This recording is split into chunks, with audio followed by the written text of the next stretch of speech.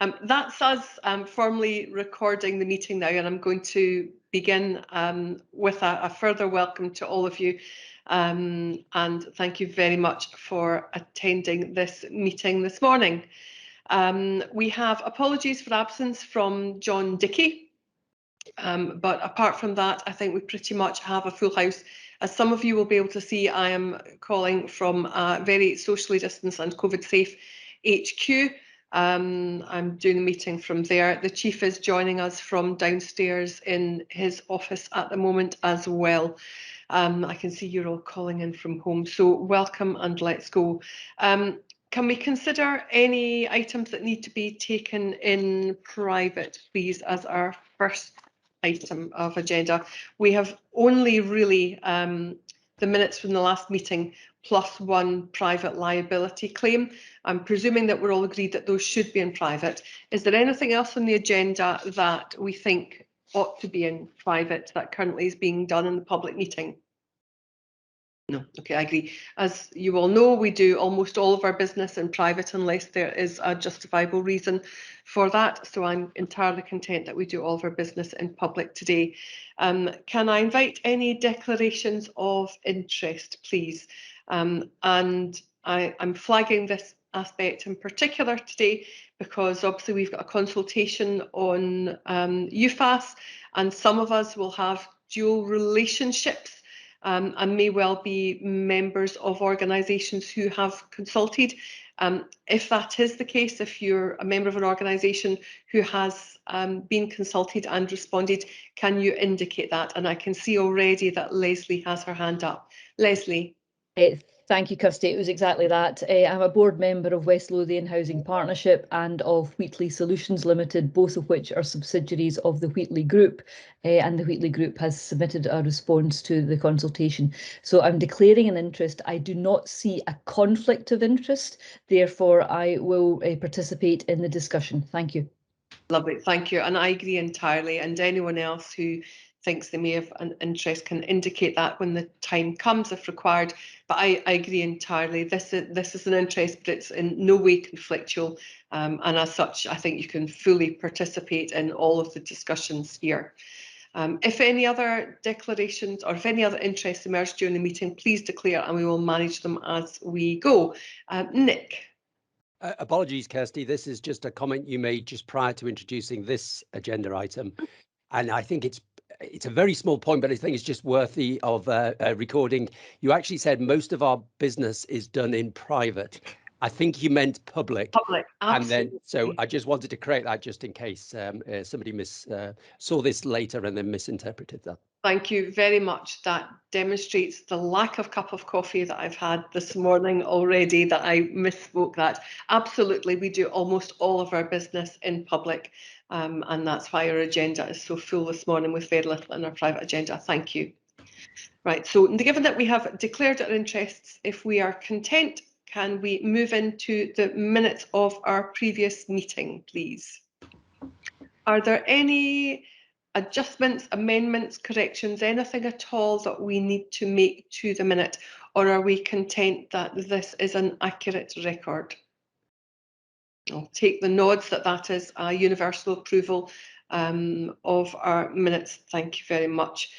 That takes us with that approval into our action log, and Ali, as always, will come in and take us through the action log. Thank you, Chair. Just to confirm, Group Commander Ali Cameron, Board Support Manager, highlighting that there are no outstanding actions in relation to the action log, Chair. If content with that, I can move on to item 7 in relation to the decision log. Yes, please. Thank you. So item 7, the decision log, just to confirm that the board are content with the decisions as made on the meeting of the 28th of October 2021 and detailed in the pack. Content that we have noted the decision log and the action log. Lovely, thank you. Thank you, Chair. Thank you. That takes us into the Chair's report, and as you can see from my submitted written document, it has still been a relatively busy time. All of the activity has been online and virtual.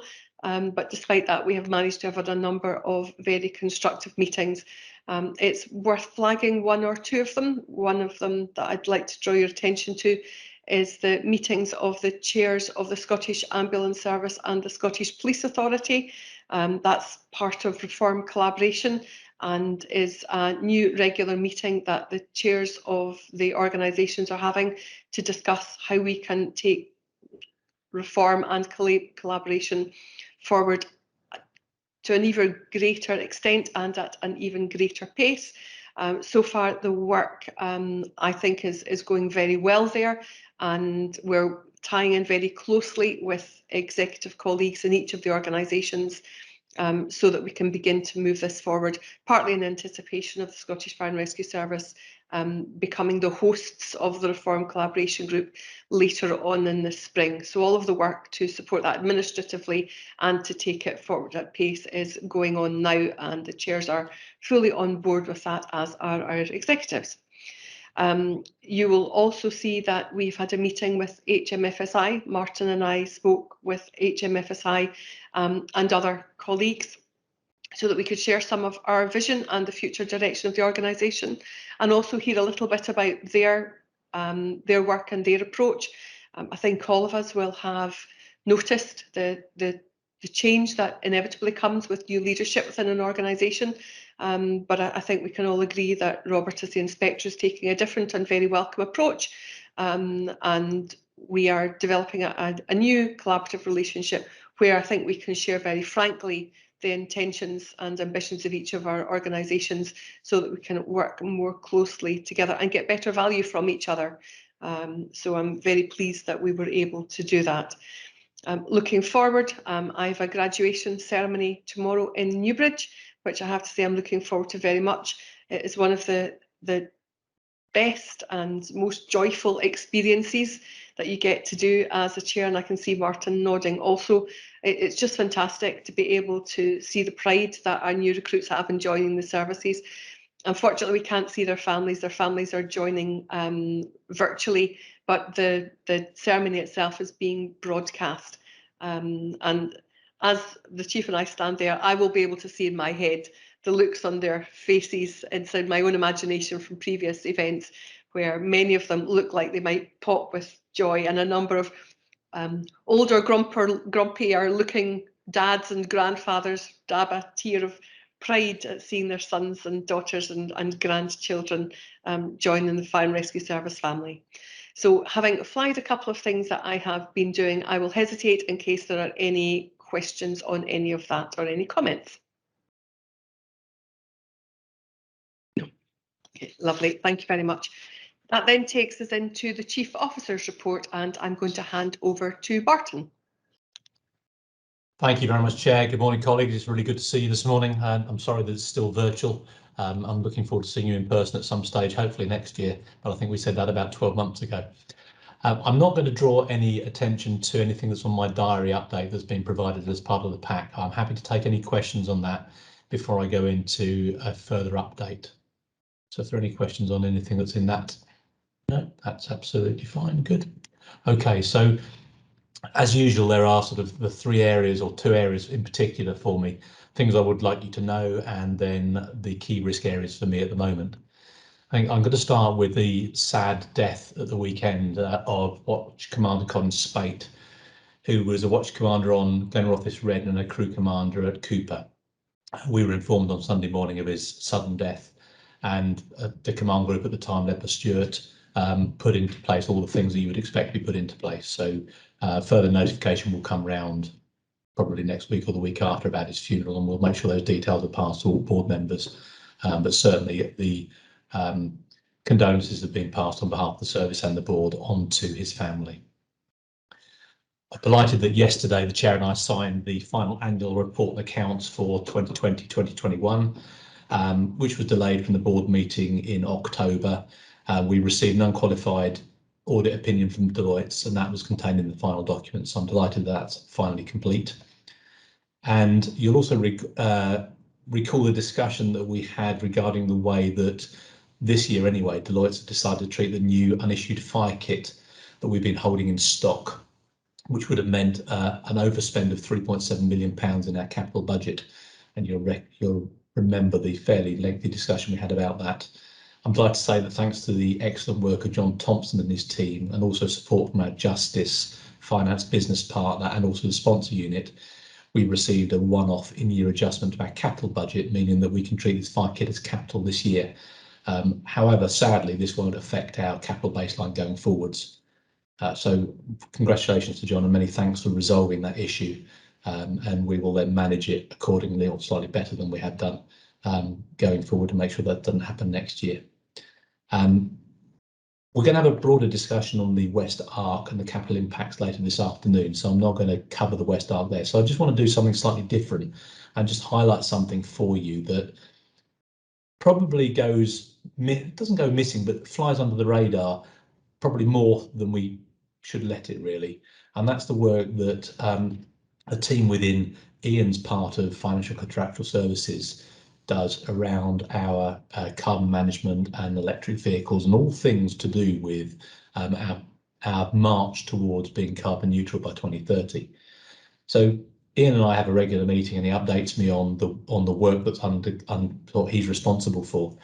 And one of the things he sent me through in a brief at the beginning of this month was just the last 2 years, how much external funding has been secured by his team for use within the service around our carbon management plan, the external projects, and our electric vehicle infrastructure, the funding we received for that. So over the last 2 years, we've got about £6.5 million, and Ian will correct me somehow if I'm wildly, I've rounded the figures up slightly, but we've got about £6.5 million additional funding to spend on a carbon management plan, and that's resulted in building management control systems, heat box system control in some of our remote rural stations, energy packages for retained stations, solar panels, insulation works, biomass boilers, electric vehicle charging infrastructure. So that's 91 currently across the country, and we're increasing that as we go. And that's not just for us, but it's for all emergency services across Scotland.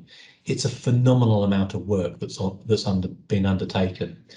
And you may recall that we also received £500,000 as a joint venture with Scottish Futures Trust and others to look at a electric fire appliance. Now, the contract for that has just been awarded to Emergency One, and this vehicle will be taken to Interschultz, which is potentially in the early summer, and then also be taken to the Emergency Services Show. It will be our fire appliance branded with our logo that we'll then use as a trial over an 18-month period in the west of the country to actually work out whether this is something that actually works in reality, and actually how can we make sure that this vehicle serves our purposes. I think this is a phenomenal piece of work involving people from firefighters all the way through to the mechanics and the procurement and legal. It's an incredible piece of work that's undergoing, and it just happens under the radar. So I think my thanks to Ian and his team for the work that they're doing on this, and also the user group that's being formed that actually has designed this fire appliance for our use. I think it's excellent, and as soon as we've got some further information about that, then I'll make sure that is passed on to the board support team so you can see it in reality and you're up to speed with where we are with that. As you'd expect, I would like to give you an update on our response to Omicron, but I'm not going to do that. I'm going to ask Stuart Stevens to give us a brief update as to where we currently are. He's chairing the Tactical Action Group, which sat on Monday, and a fair amount's happened since Monday. So Stuart, if you'd like to come in and give a couple of minute overview on where we are with Omicron, please. Yeah, thank you, Chief. Good morning, colleagues. I'm Stuart Stevens, Assistant Chief Officer and Director of Service Delivery. So as the Chief says, we have re-established our structures to respond to the Omicron variant, and to support the guidance issued by the Scottish Government. The Tactical Action Group has taken some decisions to reintroduce a number of the measures from our Level 4 guidance, and that's to minimise the impact, obviously, of COVID-19. These actions were endorsed by Gold yesterday, and will continue to keep the impact of this under review. At this time, our advice to staff is both pragmatic, proportionate and importantly scalable, and builds on the important and excellent work that we've done together over the last 22 months in response to the COVID pandemic. Alongside that, the Deputy Chief Officer is meeting with the Strategic Resilience Partnership regularly as advice is provided through the Scottish Government, and will be maintaining those close links throughout the Christmas period and adjusting our guidance and advice to staff accordingly. And as I say, monitoring the impact of the variant on our ability to function as an organisation, as well as responding to that guidance as it comes through from the government. I should really highlight that it's moving incredibly fast, both in terms of obviously the transmissions, but the whole scenario for the service. Absence rates are increasing rapidly, and we've seen that this morning, and we're taking some immediate steps to bolster the resilience across our 5-watch duty system, as well as our OCs. So a number of actions are in train at the moment to make sure that we can stay resilient over the forthcoming period. So that's me, Chief.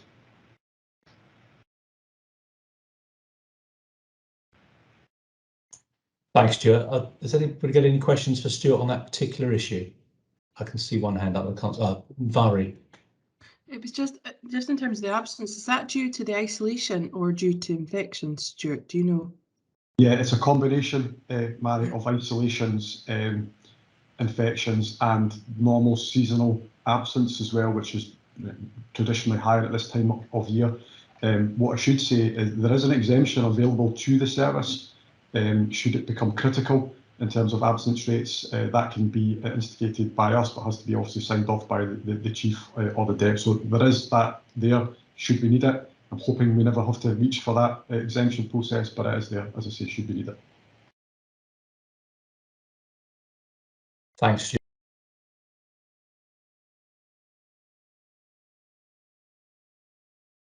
Martin, your mute's still on. So I'd just like to say that was the best bit of my update. So the key risk areas for me at the moment, the one that's been very consistent this year is the health and well-being of our staff. And that is something that I think will be the same for quite a long period of time. I think we are seeing increasing numbers of issues, not just within our own staff, but across the whole of the public sector. And I think within our own families of a real struggle with the continual issues with COVID and now Omicron. And I expect that to become worse, sadly, as we go through the sort of the winter period. I'm delighted that actually the impact of our mental health strategy, we're seeing positive impact, and we've just launched, as I'm sure you'll have seen from the staff news this week, the mental health first aider programme that will start training people across the whole of the service from every single level to support colleagues within the workplace. And that's part of a consistent rolling development of what we're doing at a local level, at the lowest level possible in the organisation, to support staff. But it's something that I'm quite concerned about and remain quite concerned about, and that's shared with Chief Officer colleagues across the whole of the UK. And sadly, something happened this morning that I can't share with you, but it's just an indicative of what is happening and how important it is that we just continue this support and we continue looking after our people. And I'm delighted with the work that Liz Barnes is doing in terms of leading that piece of really important work for us as an organisation. One of the issues I talked with you about last year was the pressure last month was the pressure on our capital budget in future years. And you'll know that there's a 10-year capital budget being prepared, which is taking a risk-based approach to investment, incorporating the impact of not investing as well as investing, which will inform the budget decisions for 2022, 23 and the future years. Receiving a flat cash settlement of £32.5 million this for 22-23, as you'll have seen in the draft budget, was really quite disappointing and will present us with some significant challenges as we discuss the capital programme for next year.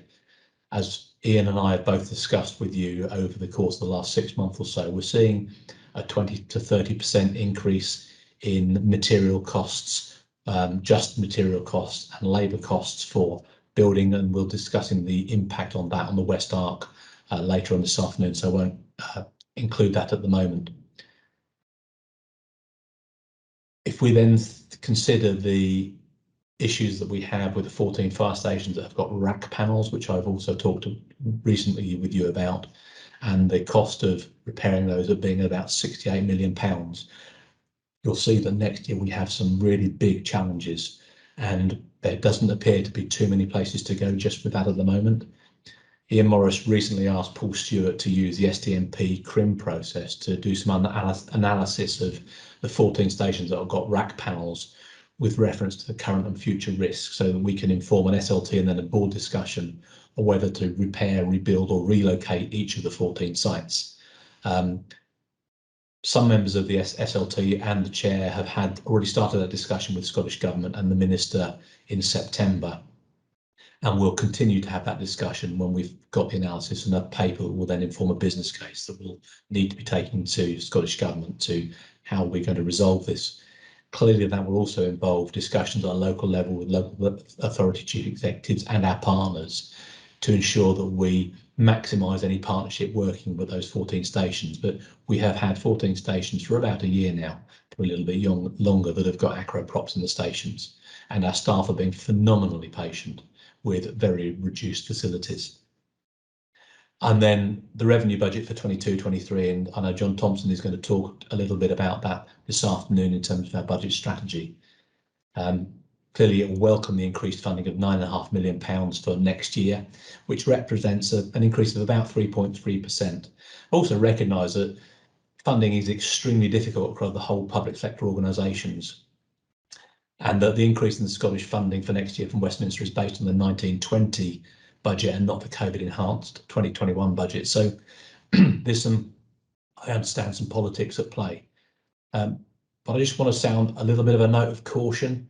Not only are we still in COVID, and Stuart gave an outline of our response to Omicron, we're in year one of a 3-year programme of COVID recovery. So that's an enhanced budget to catch up predominantly around training. So that's statutory key training that we have to do to ensure that our firefighters are safe to do the role they're undertaking. But next year we're facing a 1.25% national insurance increase that there is no additional funding for. So that represents about £2.2 million of that 9.5. And yesterday inflation was running at 5.1%. We're expecting inflation we were expecting inflation to run about 4.4%. So actually of that additional £9.5 million, that's about 8.8 million, 8.9 million pounds of that additional 9.5. So you can see that that's going to present some significant challenges as we go forward with the revenue budget. So we've not had the detailed discussion as a strategic leadership team yet prior to bringing recommendations to you as a board at a strategy day, which we would normally do in January, and then formally to set the budget strategy, we'll bring that to you in February. I'm just anticipating a shortfall of around £4 million for 22-23 at the moment, and that's without us doing the sort of start, stop, continue that we normally do as a strategic leadership team ahead of discussions with yourself. But I'm anticipating some fairly tough conversations as an SLT and then with you as a board around how we bring our budget in to be balanced next year. And there'll be further discussion on that this afternoon, I know. So I'm happy to take any immediate questions on that, Chair, or rather leave it to this afternoon. It's completely up to you.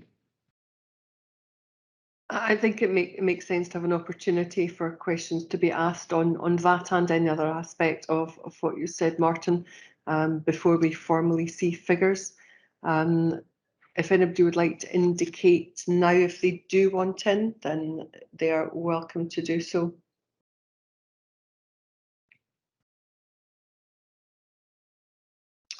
So Nick and Brian have both put their hands up. Can I invite Brian in first, please? Thanks very much for that, Martin. And you probably guessed the area of my line of inquiry. I think it's really helpful to have that early heads up. And I don't have a specific question. It's more around an observation that it feels that probably for the first time in a long time that the organisation is going to have to look at financial planning in a different way, a way which is more focused on the reality of the pressures on public spending and the needs to look at how we deliver operations and squeeze whatever efficiencies we're able to squeeze out of those. And I think we've got an agenda item later on UFAS, and it seems to present potentially an opportunity to make some progress in that regard. I guess the question from me, given that outline that you've provided, how would you rate your concern level going forward into 22-23 and beyond?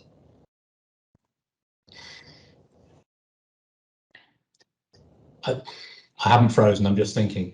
My concern level is quite high. It's probably the highest it's been since I took over as chief in 2019. I don't see an easy way out this year because the work that's being undertaken around the SDMP and that work is naturally sequenced to deliver in a certain way, and probably not till we're talking about probably 23, 24. So UFAS will definitely provide us some, or could potentially provide us some in-year relief, but it's actually the budget commitment going forward that's probably more important. And dealing with an annual budget is an exceedingly difficult thing to do when we can't carry reserves. I think one of the things that is quite useful is that, as well as the draft budget being announced on the 9th of December, Scottish Government also announced a framework, a 3-year framework, a revenue budget 3-year framework, and the draft budget will be produced for Scottish Government in May and then consulted on. So we will hopefully have some idea of what our revenue budget may look like for a 3-year period from May onwards, but that doesn't solve the problems that we're going to have next year. And as most of our resources are employment related costs, then actually, unless we don't recruit, and if we don't recruit, and I know we've had these discussions sort of at length, if we don't recruit, then we have holes across the organisation and we fail to maintain operations, because our recruitment profile and our retirement profile, you don't match one person retiring in this place and actually we can replace them immediately. It doesn't sequence across a country, isn't that easy. So I am seriously concerned about where we are. We've got some difficult discussions to have as an SLT. One of the things that we did last year, and you'll recall me briefing you as a board probably in about May time, was committing additional resources to COVID recovery. With the additional funding that we received last year, we committed temporary resources so that we had almost like a surge capacity, that should we not have that significant increase in funding in this year over and above sort of the what I'll call inflationary uplifts, then we could turn that off. And that's one of the things that we can do. However, the impact of turning that off is that a lot of the COVID recovery stuff will stop. So there's a longer term impact that we need to analyse as an SLT, and so that informs discussions with you as a board sort of towards the back end of January. So there are too many moving parts for my liking just at the moment. And I don't see too much joy in any of those moving parts particularly. So I think of a scale of 1 to 10, I'm probably about 8.5, 9 at the moment. Okay, thank you for that. Thanks, Brian. Nick, you've popped your hand down. It's just a very quick question, Chair, if you don't mind. Dick Barr, board member. Martin, you had a meeting with the British Army. Sort of one sentence on that, please. They are facing similar challenges to the ones that we're facing in trying to recruit, retain people who would sit around the surge capacity that they're looking for in terms of what would traditionally be called the territorial army or similar. Very interesting discussion, and neither of us came up with any answers, unfortunately. Thank you. Thank you. Steve. Thank you. Steve Barron, board member. Appreciate your candour in your report, Martin. I think you covered many of the issues that are in our minds. My question is about the stations which are being supported by AcroProps, which clearly is only a temporary measure until the permanent solution can be put in place. What assurance can you give us as board members that the situation is being monitored such that any further deterioration in the condition of the structure won't lead to catastrophe? Thank you. Thanks, Steve. I am extremely grateful for a very, very proficient estates team that do this regularly, that go around the stations on a regular basis, assessing the condition surveys of each of the buildings. And this is supported by the station commanders on stations as well. So one area of this I'm very assured about is actually the steps that we've taken to ensure that the buildings are as safe and as secure as they possibly can be. I think an indication that there is no noise or very little noise in the system is an indication of the engagement that's been undertaken both by Ian's team and also Stuart's team in supporting fire stations at this particular time. So that's my assurance to you, that we're managing it as much as we can from within our within the staffing profile and the sort of that communication, consultation, and engagement, and also with the minor repairs. So we're putting different variations of roofs on different buildings to make sure that they're watertight. Thank you. Fiona. Thanks, Kirsty. Fiona Thorburn, board member. Martin, my question is around the bleak financial landscape that you've painted there. What's your thinking on broadening the role?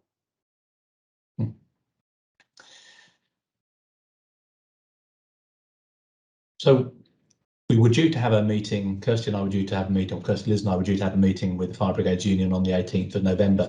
Sadly, I couldn't make that meeting because I had flu and I was really properly ill, so I couldn't even do a virtual meeting.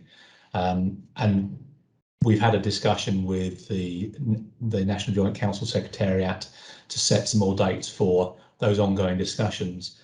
They've always been prefaced around that there is no additional money within the budget to have those discussions. And actually we had an exchange of letters between Andy Dark and myself to say, ideally we would have money in an account that says we'd like to do broadened role. We did have that, and actually the FBU members rejected the pay offer at that time, so that was February 2020. That money then was withdrawn by Scottish Government on the 1st of April 2020, and we're into a place where we went back into the NJC.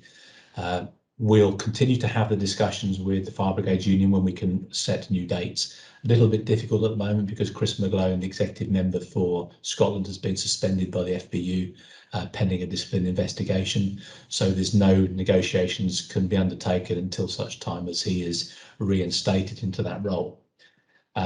Once we start those discussions and negotiations again, the agreement is that if we can get to a place where we agree what a broadened role may look like, we have both committed to going to Scottish Government and saying we would like to do this and we believe it will cost that.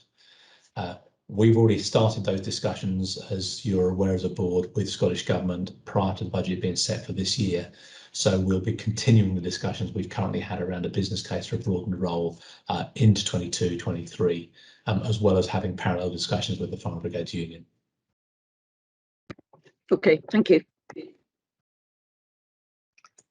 Any further comments or questions on Martin's report? No. Thank you, Martin. That noted, that takes us into our series of committee reports.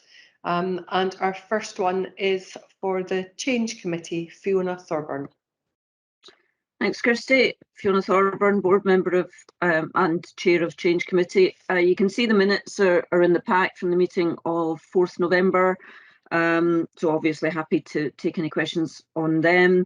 The kind of key highlights I would flag, we had the usual robust conversation around various major projects, West Art being one of them, SDMP and various others.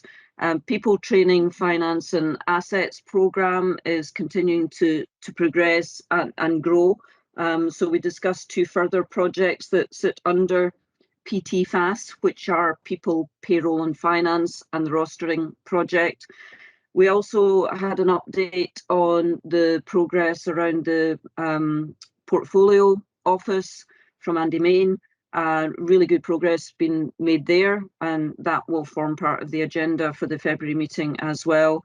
And I know that Andy has the SFRS has successfully recruited a head of Centre of Excellence who will be with us in January, but is already engaged, which is brilliant, and we'll just continue to see further positive progress around the portfolio stuff. So that's good. Risk Spotlight, we discussed Strategic Risk 8, and we also had a bit of a conversation around risk appetite. And that I'm sure will continue when we have the risk session in the Board Development Day, which I think is now February, but certainly early in the new year. In the private session, we had our standard update on command and control futures. I have to say that was a really, really good session. We had loads of questions, and in my book, certainly John Dickey and Gary Mackay were able and very well equipped to answer absolutely everything. So we certainly came away from that session again, having felt it was robust scrutiny and really reassured around the plans in place as we get nearer to implementation of the first phase of CCF in March. The next meeting is in February.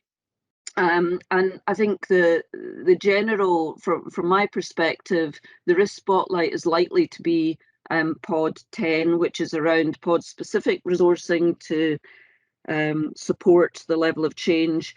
But I would just flag there's a more general, I think, feeling that capacity as we go forward.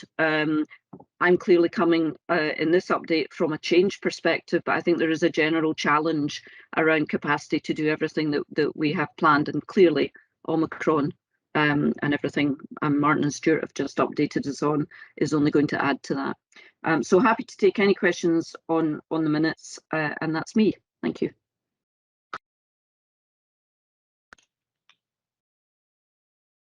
Doesn't look like there are any comments or questions there for you, Fiona. Thank you very much for your update. Audit and Risk Assurance Committee, Brian. Yes, thank you, Kirsty. And Brian Baverstock, board member and chair of that committee, and apologies for not saying that earlier. I gave a fairly full verbal update at the last board meeting, so I'm not going to repeat that. The only thing that I want to maybe just draw attention to is around risk management, and we've spoken previously about the absolutely sterling efforts to develop risk across the organisation, and collectively we are at the point now where we need to work with what we have because it's very good, and it's about understanding how that's operationalised and the benefit that's being taken from it.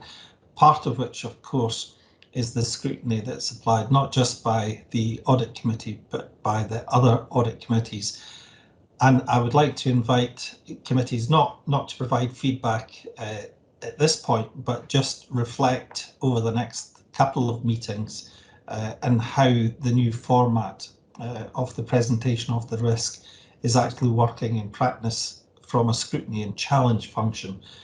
Because it is a new format, there is less narrative to that, so it's more tabular form presentation of the risk, which is a benefit in terms of its succinctness, but I'm particularly interested to understand from committees whether that supports or slightly hinders the ability to scrutinise. So I just really wanted to flag that up. And apart from that, I have nothing else to add, but happy to take any questions on the minutes.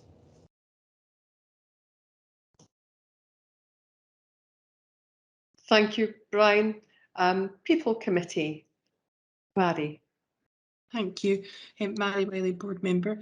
I actually don't have an awful lot to outline to you because it was actually what I think was a relatively straightforward meeting. We took a couple of assurance reports, as you would expect, just from outlining in terms of from the pod and from the training and safety and assurance side of things in the business. Both of the reports were very extensive and we did consider them, I think, with some degree of detail.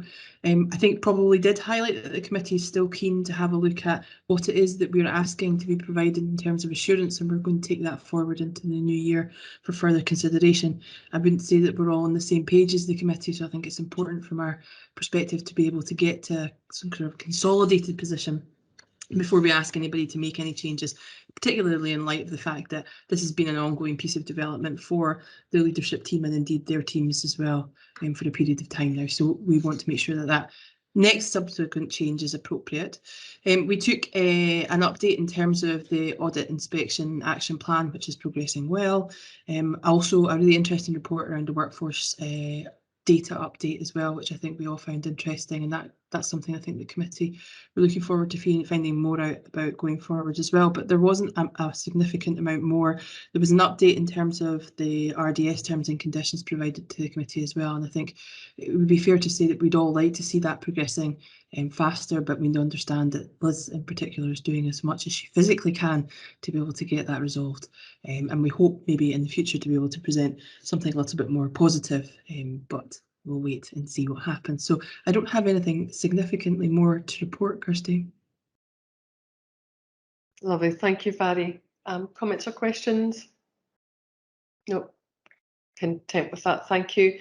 And to Nick for the Service Delivery Committee update, and then on to Stuart after that. Thank you, Chair. Nick Barr, Chair of the Service Delivery Committee. The Service Delivery Committee held its last meeting on the 24th of November with 4 committee members in attendance and 1 apology. We ran through a fairly standard agenda with a service delivery update report, including the extremely successful COP26 integration work that went on. We also looked at the recent operational control issues and what lay behind them and what was done to improve the situation, and we're given some considerable assurance that all that was possibly could be done was being done on that. We also recorded our disappointment at the attacks on firefighters during the bonfire period, and just really wanted to put on record the condemnation of the unacceptable behaviour of the few. We then welcomed Chris Fitzpatrick to the meeting, and he took us through the Q2 report. Again, another excellent presentation and some really good insight into the live dashboard now that's becoming available for statistical analysis. We looked at home fire safety visits for vulnerable people and realised we discussed the importance of that as a key enabler for other performance metrics. And we also noted the 2.5% reduction over a 3-year period for UFAS and what the implications of that are. We looked at 6 action plans from the HMFSI and 2 closing reports. The full details will be in the minutes that are about to be published for the Service Delivery Committee, so I won't go into those. And the 2 closing reports were for the local area inspections of Edinburgh and Dumfries and Galloway. We also looked at the automatic fire alarms, consultation outcomes and analysis, but that was also following, the following day was discussed at the strategy day. So we're all up to speed on that, and we're going to be discussing that later as well. We noted the MOU in partnership working with the Scottish Ambulance Service for clinical governance. We had a Grenfell Tower update report, which Stuart will cover in a moment. And we also looked within our fairly new climate change section on the carbon and energy property projects, and can really back up what the Chief was saying, that the Service Delivery Committee were suitably impressed and somewhat in awe of the work that Paul Robertson and his team are doing there, and just the sheer scale and breadth of work that is going on around that carbon management is excellent. We also heard from Stuart himself as an update on flooding and water related incidents and some of the operational infrastructure that goes to support that. We were impressed by the willingness to explore new technologies and innovations, and that came shining through in both those reports. Welcomed in support of what you were saying, Chair, welcomed Robert Scott to the meeting as an attendee, and update, had an update from him, which was then replicated again further in the following strategy day the next day. But it is excellent to welcome Robert along as a member of the Service Delivery Committee. In future, we'll be looking to hold a workshop. We haven't quite confirmed the details on that. We're going to have a discussion around benchmarking, what that could look like and what it could add. And we're also keen then to have input from the HMFSI.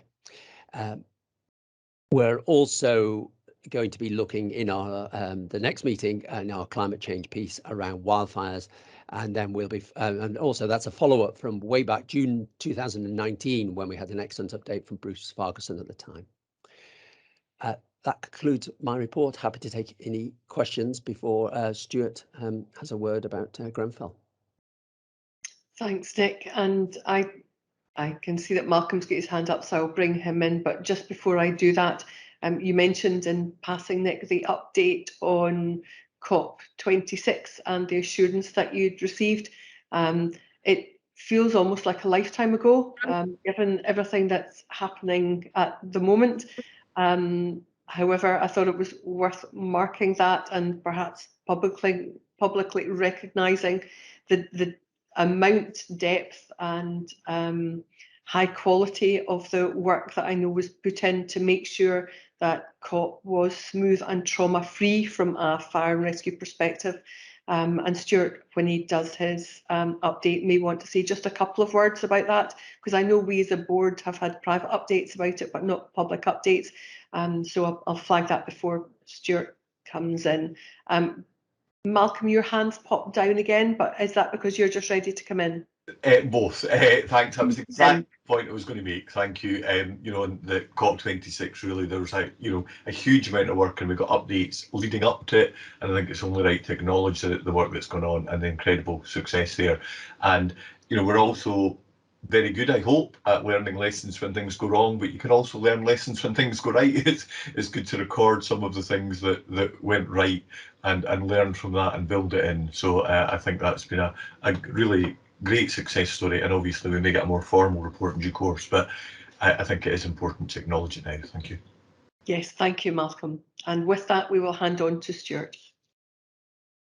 Thank you, Chair. In terms of the Grenfell update, so I presented the Service Delivery Committee with the Grenfell Action Plan update number 9, and I was pleased to report that there has been very good progress made over that reporting period. Of the outstanding 16 actions, 8 of those actions were completed within that period and were recommended for closure to the committee. 1 action remains on track. The remaining 7 actions required a slight timescale review, and the reason for this was that they predominantly related to revised operational tactics for high-rise incidents, and that includes full evacuation, so that's stay put to full evacuation process. And those were depending on a number of further testing and exercising taking place. I was pleased to report, or I'm pleased to report today, that those took place on the 8th and 9th of December. And both the Chief and the Chief Inspector from the HMI and the HMI team observed them both in terms of the operational fireground, but also within OC, seeing that other element in terms of managing fire survival guidance, how we communicate with the fireground, etc. So those were really successful exercises, and as such, we'll be able to roll out our new procedures and documentation early in the new year, and there'll be a detailed familiarisation period and further training events to take place. However, the good news is that should see the completion of the Phase 1 action plan, which I hope to report to the next Service Delivery Committee. In terms of the overall Grenfell Phase 2 inquiry, both the Service and Scottish Government are following the inquiry closely. Scottish Government have established a Phase 2 working group, and we are represented on that group. We also have an internal fires and tall buildings working group, which are, as I say, following the inquiry, but also gathering information from the rest of the UK and indeed the rest of the world to ensure that we stay ahead of the curve in terms of anything that may come out in terms of high rises. I do envisage there'll be a significant number and a broad range of recommendations emanating from the Phase 2 inquiry. I think these will go far beyond that for Phase 1, and there'll be much more broader than just operational issues. I think there'll be a lot more in terms of the built environment, training, command decision making, leadership and organisational culture, but obviously I will bring forward updates on that to both the board and the committees in due course. So that's all I'd like to say about Grenfell, Chair. We'll pause and take any questions on Grenfell before I quickly touch on COP. Yep, thank you. Any comments, questions, content with that? Thanks, Stuart. Please continue. Yeah, thank you. Just in terms of COP, yeah, so COP passed off really successfully, both in terms of the wider service approach to it, but also the wider public sector approach to it. I'm hugely proud of the work that was done by the team in the run-up to COP26 under the leadership of Area Commander Jim Quinn, but also to the thousands of volunteers that stepped forward over the course of COP26 to provide those additional specialist resources and appliances within the curtilage of the site and wider issues in terms of command cover within the various command centres. So passed off really well for us. We're now at the process of cost recovery and we're doing that. And I'm pleased to report we came in quite substantially under what we thought we were budgeted for and what we've been approved for, which is good news. And at the moment, what Jim is doing is he is now collating and carrying out a full evaluation, and Malcolm touched on this. So a full evaluation and lessons learned will be collated and formalised, and that will be brought forward to the board in due course as well. And it's probably been remiss of me not to highlight that in the run-up to COP26, we had some quite significant challenges in terms of the event. But again, I'd just like to reiterate my pride and just the excellent work that was done by the prevention and protection team in order to facilitate the event going ahead in a safe and secure manner. So that's probably what I'd like to say on that, Chair, but thanks for the opportunity also to highlight that. Brilliant. Thank you very much for that, Stuart. I presume there are no further questions on that. And with that, we finish the committee reports and move into the automatic fire alarm consultation outcomes. So that's still with yourself, Stuart, to orient us. Thank you. Thank you, Chair, and I'll be a double act between myself and Roy Dunsire, who's been the project lead for this piece of work. So today I'd like to present the board with the detailed outcomes following the 12-week consultation process on the SFRS response to automatic fire alarms. The consultation is now complete and the full detail of this is within the board members' packs. This paper also sets out the recommendations which SLT are making to the board for decision today. The paper and associated documents provide a great level of detail and the board have been well cited on this issue over the last 12 months. As such, I don't intend to go through the paper in detail. I allow more time for questions and discussions.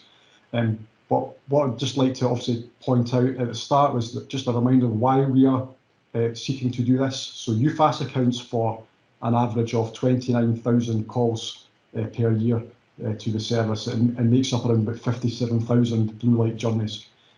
Despite significant efforts over the years to reduce the impact of UFAS, this unfortunately shows no sign of reduction. Indeed, it continues to increase.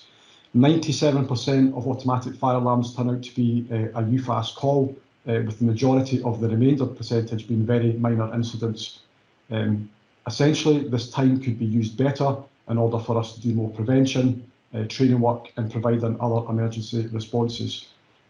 I believe that this would demonstrate meaningful shift of resources towards more preventative activity and indeed allow time to undertake training, as this was an issue that has been regularly flagged by staff and would support addressing that point.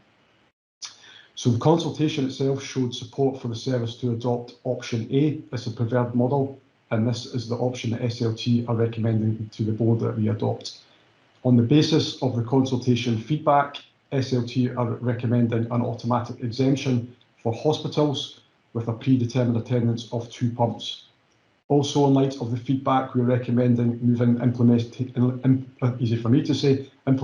date to 2023, and that is to allow us to style implementation, create some space for OC to consolidate after a prolonged period of sustained and significant change, but also to allow for really effective and meaningful stakeholder engagement and high-profile campaigns in order to raise awareness and support duty holders and those responsible for fire safety management within relevant premises. And the last recommendation we are making is that we continue with the current COVID UFAS response to EFAs, and clearly with everything that's going on at the moment, that's more important than ever. So in order for the board to have a more fulsome discussion and ask questions, I'll pause at that, Chair, and happy to invite discussion. Lovely, thank you. And I'm sure there will be a number of board members coming in. I can let you know that the chat bar is re-enabled as requested by board members. So I'm happy if you put your hand up. If somebody's very keen to get in on a particular point, that's the point of the chat bar, so that you can say on this point, or I can wait, or whatever else you may wish to say. If we can limit the chat bar to that, I also would be grateful. So we've obviously all had the opportunity to read the papers and the very substantial number of supporting documents with all the comments from consultees, and we know that we have changed the recommendation significantly as a result of that feedback. So I will hesitate and see if there are any questions at this point. Okay, so I'm going to invite Barry in first, and I know Leslie wants in too. Barry. Yeah, mine is actually a relatively minor point. I thought that there would be other board members coming in before me, to be honest with you, Stuart. So there's a couple of things just as a reflection. I think the report is fantastic, by the way. It's really good. It's very takes you through it very well. There's a couple of minor little points that I wouldn't say they're spelling mistakes, but there's little bits that are missing on page 74. There's just a description missing in terms of the positive side of things in one of the diagrams, but nothing there. The only reflection I guess I would have to you, and it's no way indicating that I don't support what's here, but I think there is a challenge when you're a national organisation to not create sweeping positions. Sorry, I'm getting feedback, but to not create a sweeping position that is then applicable across all communities, that being the remote, rural, very remote and rural, and urban. And I do think that whilst I understand the position to some extent around the educational institutions, I do think the bottom line is that there is a fundamental difference of impact when you're talking about these things in terms of the setting that they're in. And it's a broader challenge back to the SLT that when we are creating these national positions, what consideration are we giving, and can therefore provide assurance, not just to me and the board, but to our very remote and rural communities, that that position has been understood, and that's what's informed that discussion. I don't feel that that has been properly understood just within the context of this. I also think that when we're talking about educational institutions, the point about universities is a fair one, and to an extent. But when you're under 12, your ability to assess and respond to risk is different to those who are over the age of 16 and are in colleges and universities. And again, I would just want some assurance that that has been considered in taking that position. So I don't think they're massive issues, Stuart, but from my perspective, particularly from remote and rural communities, I think they're important ones. Yeah, thanks. And I'll probably bring Roy in to discuss the kind of geographical considerations that were put in place in terms of the collation of the consultation and the stakeholder engagement that took place before it. Roy, do you want to perhaps just expand on that point? Yeah, there is quite a sort of detailed section within the quality impact assessment that gives an outline of the Scottish Island sort of impacts, and I think it's outlined in there the sort of engagement and consultation that was had with the Scottish Islands by the LSO of WIOS, and obviously the feedback that he received and how we've responded to that sort of feedback, and you know the measures that we're going to put in place to mitigate any potential risk associated with the islands. So that is there within the quality impact assessment. I think it's outlined within the board report as well. There is a level of risk. It's a minimal risk, but not insignificant risk, and that's also why we're putting in place a suite of measures to monitor the impact, not just on the mainland but on the islands as well, of any changes that we do make, and obviously we will be regularly monitoring the impact of an increased potential for increased fires, increased building damage, etc., and also the potential negative impacts on the RVDS as well, and that's covered within the report. So yeah, we're absolutely aware of it. We're aware that there is a risk there. It's a minimal risk, but nonetheless we'll have to be alert to it, and we'll have to monitor it, and we will be monitoring it regularly. And that's one of the key pieces within the implementation plan, is to develop those measures, and we'll keep a close eye on it, and obviously react if there are any negative impacts.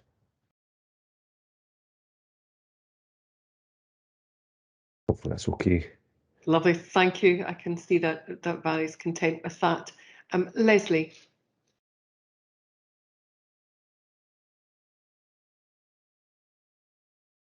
Thank you. Sorry, the chat box was hiding my microphone to mute it. Thank you. I think You've just inadvertently muted yourself, Leslie. And You're okay now. You're okay now. Thank you. I think the paper is excellent. The collation of the consultation responses is excellent, and the way they have been addressed and considered, that being set out, is really, really helpful. And I welcome the engagement that we've had over the past months on this. I do have a number of points. These are mostly just, can you just clarify, confirm, so very, very short answers. So maybe if I just truck through them quickly. I think just before that though, I think para 210 in the paper is really, really helpful and clear context, and sets out the duty holders' responsibilities. And I note that the Association of British Insurers response also talks about a number of things, but recognises the duty holders' responses, and includes a point that there is technology available that can virtually eliminate false alarms.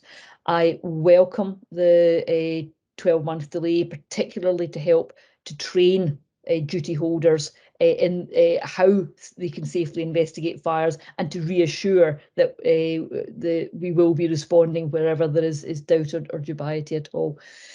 In terms of my questions, there is much comment, not unexpectedly, on sleeping risk. Can you please confirm the position for sheltered housing, houses of multiple occupancy, both for students and for non-students, and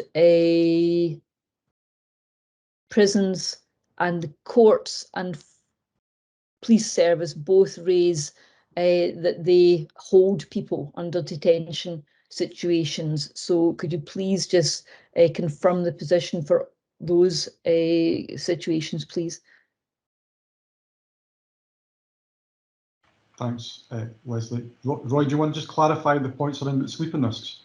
Sleeping risk, but based on what you've just said there, Leslie, all of those premises that you just highlighted there will be exempt. Yeah, there is quite an exhaustive list, not in the report, but within the consultation document that covers all of those. In regards to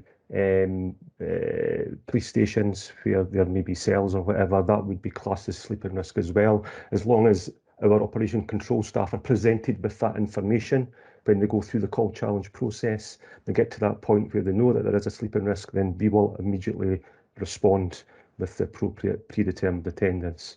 But based on what you said there, in terms of all those premises, they are exempt, they're sleeping risk.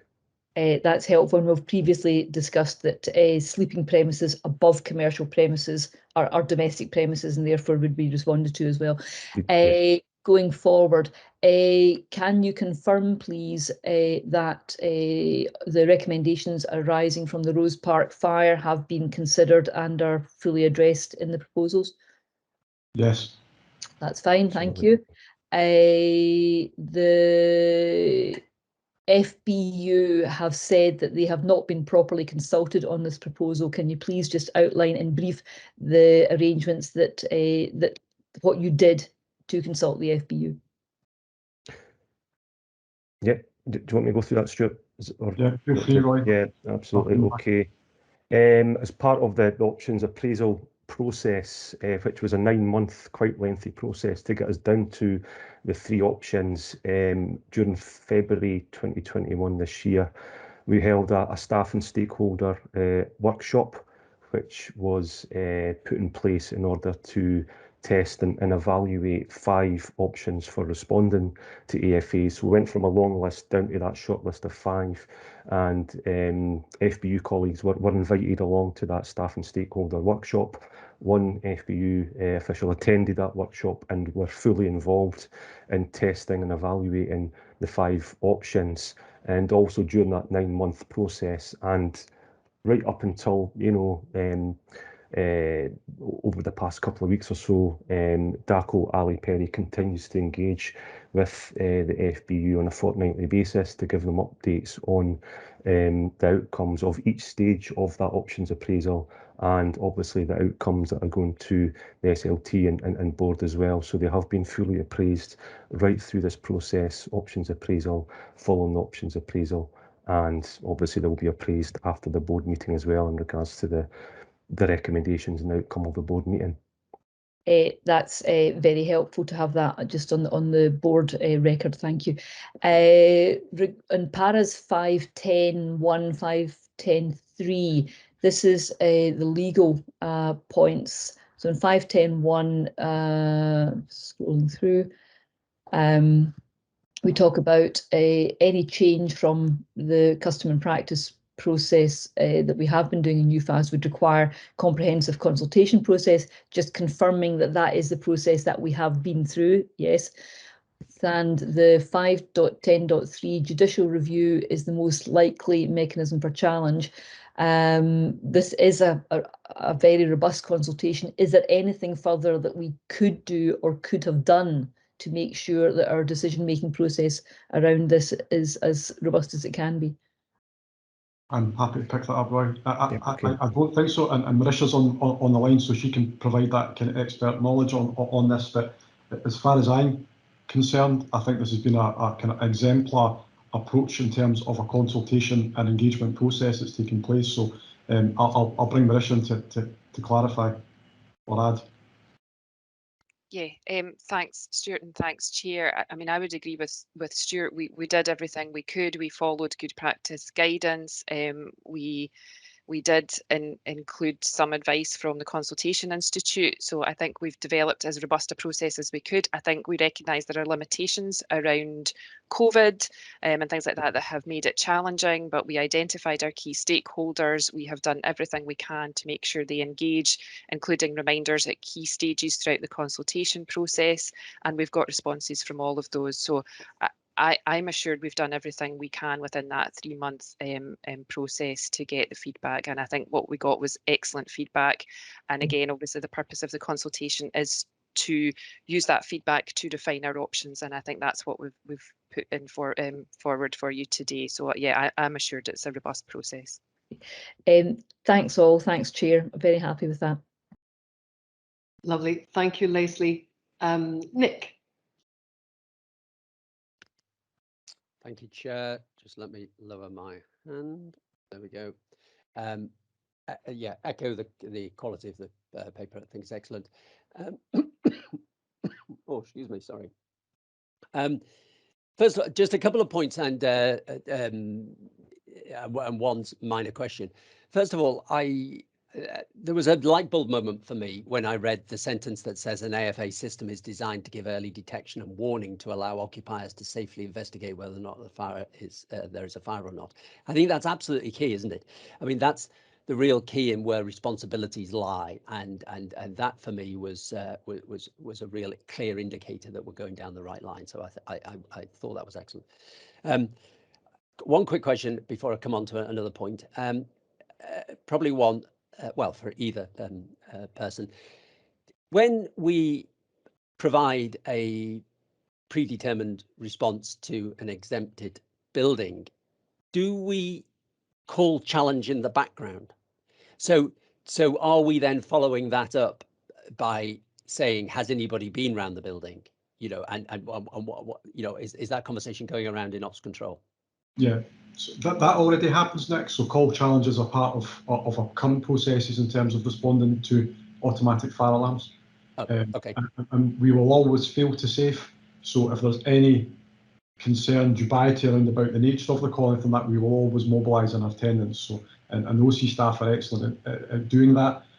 What Sustain will offer us is the ability to automate more of that, to take more of the pressure off the control operator, but they are excellent at call challenge already across a number of calls, not just in terms of UFAS, but across a number of calls. So that is in place, yes. No, excellent. Thank you. That was a point of information for me, really. And the only thing, and forgive me if it's in there, I'm sorry, but I would like to see, it's sort of on the periphery of the main point of this. I would like to see us having an agreed review strategy with timelines as how we were going to come back and at what period following the go live date of the new response process, how far further down the line, or how many instances further down the line are we going to then review things, for example, with the NHS? Because I think by making that statement and sort of us all signing up to this is how we're going to do it, and then letting them know that we're setting something down that gives a really clear indication of our intent. That's it for me. Thank you. Yeah, thanks. And Roy can expand upon this if he chooses to do so, but I think he's already alluded to the fact that we'll have review periods built into this going forward to make sure that it's under constant review. So if we need to amend or review any elements of it, then we will do so. And just to give you that further assurance, we'll have an operational assurance process in place as well. So if we start to gather any intelligence through that suggests that there's anything in terms of the UFAS attendance policy, again, we flag it through that mechanism as well. Nick, I don't know if there's anything you want to expand on that. Just specifically relating to NHS, Nick, they meet with NHS Scotland's Fire Safety Advisory Group on a quarterly basis. So that will certainly be the route into reviewing the increased exemption that we're going to give to them on a quarterly basis, and that will obviously be supported with all the evidence and data that we have that we could feed into that meeting on a quarterly basis. So that is already in place, and we'll use that probably as our arrangements for reviewing with the NHS. Sorry, I'll just pick up on one slight difference perhaps between what you just said there, Roy, and perhaps what I meant. Are we saying you're saying there's a regular quarterly interaction with the NHS through the property meetings, and what I'm saying is that once we go live, are we going to turn around to them and say, in 12 months' time, we would like to formally meet with you to review the current process because we will be looking to reduce it further, or we will be looking to review the process. So that's the bit. I mean, are we going to stipulate the time rather than say, well, we're just going to see how it goes on quarterly meetings? I think it would be prudent to do that, absolutely. So we've got that clear sort of objective set out that we will be reviewing it. Yeah, okay, absolutely. Yep, I can see Stuart nodding there. So let's make sure after this is signed off, if we agree to do that, that we put in some markers for follow-up around that. So fab, thank you. Tim. Thank you, Chair. Tim Wright, board member.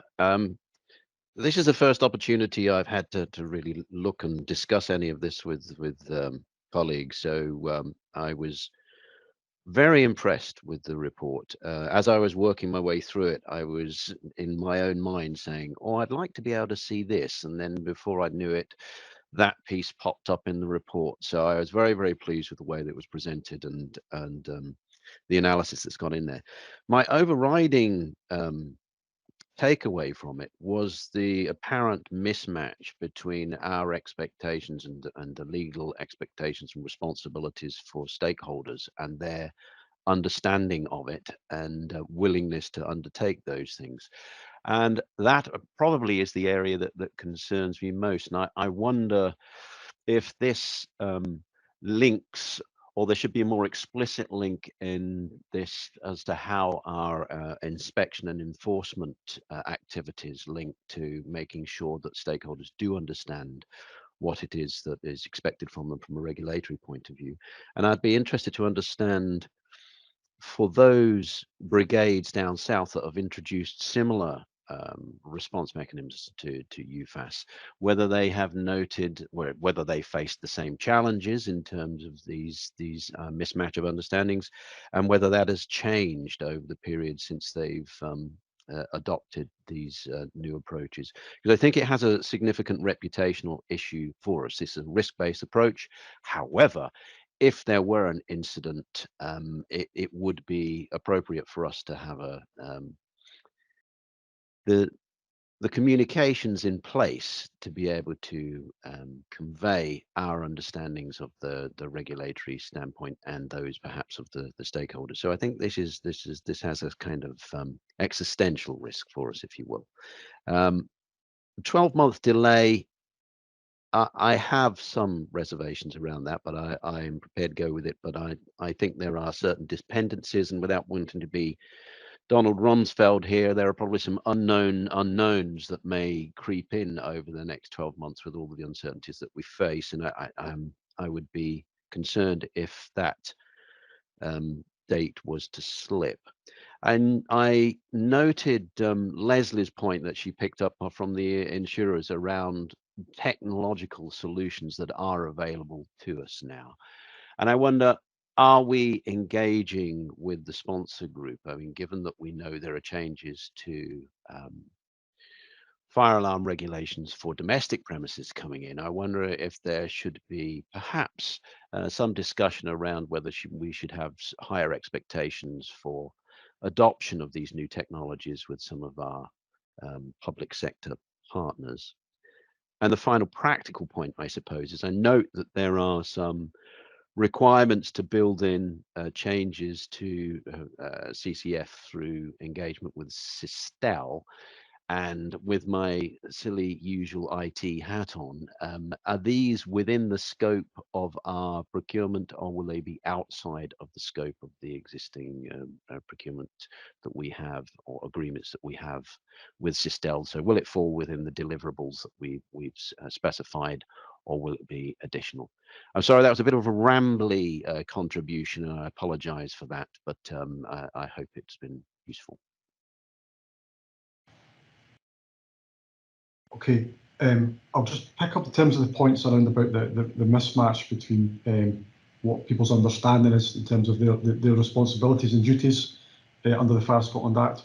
That was something that came through quite clearly during the consultation process, that perhaps not everybody was really au fait with their responsibilities, and what it's really done is provided us with some good intelligence in terms of what we need to do as a service to make sure that we highlight that, and Gary Marshall, who leads our fire safety enforcement team, is working alongside Roy closely to make sure that we produce campaigns, guidance, and real intensive support to the commercial sector in order to make sure that they fully understand the responsibilities. And that'll be a very high profile campaign. There'll be both individual interactions, but a high profile campaign, probably along the lines of what we do with community safety engagement, in terms of that, so TV adverts, radio adverts, things like that as well. So hopefully that addresses that element in terms of raising awareness, Tim. To answer the question around about down south, I don't know the answer to that. I'm not sure if Roy does. I do know that many services down south, the vast majority of them, have some form of UFAS response similar to ours, or that goes beyond what we currently have. At the same time, they've seen a substantial decrease in the number of incidents they attend, but they have not seen an increase in the number of non-domestic fires at the same time, which is really comforting. And clearly we'll continue to do the same analysis ourselves. So I don't know about the correlation between the fire safety enforcement elements of that, unfortunately. In terms of the detection, you're right, obviously there's been some changes to domestic detection in Scotland.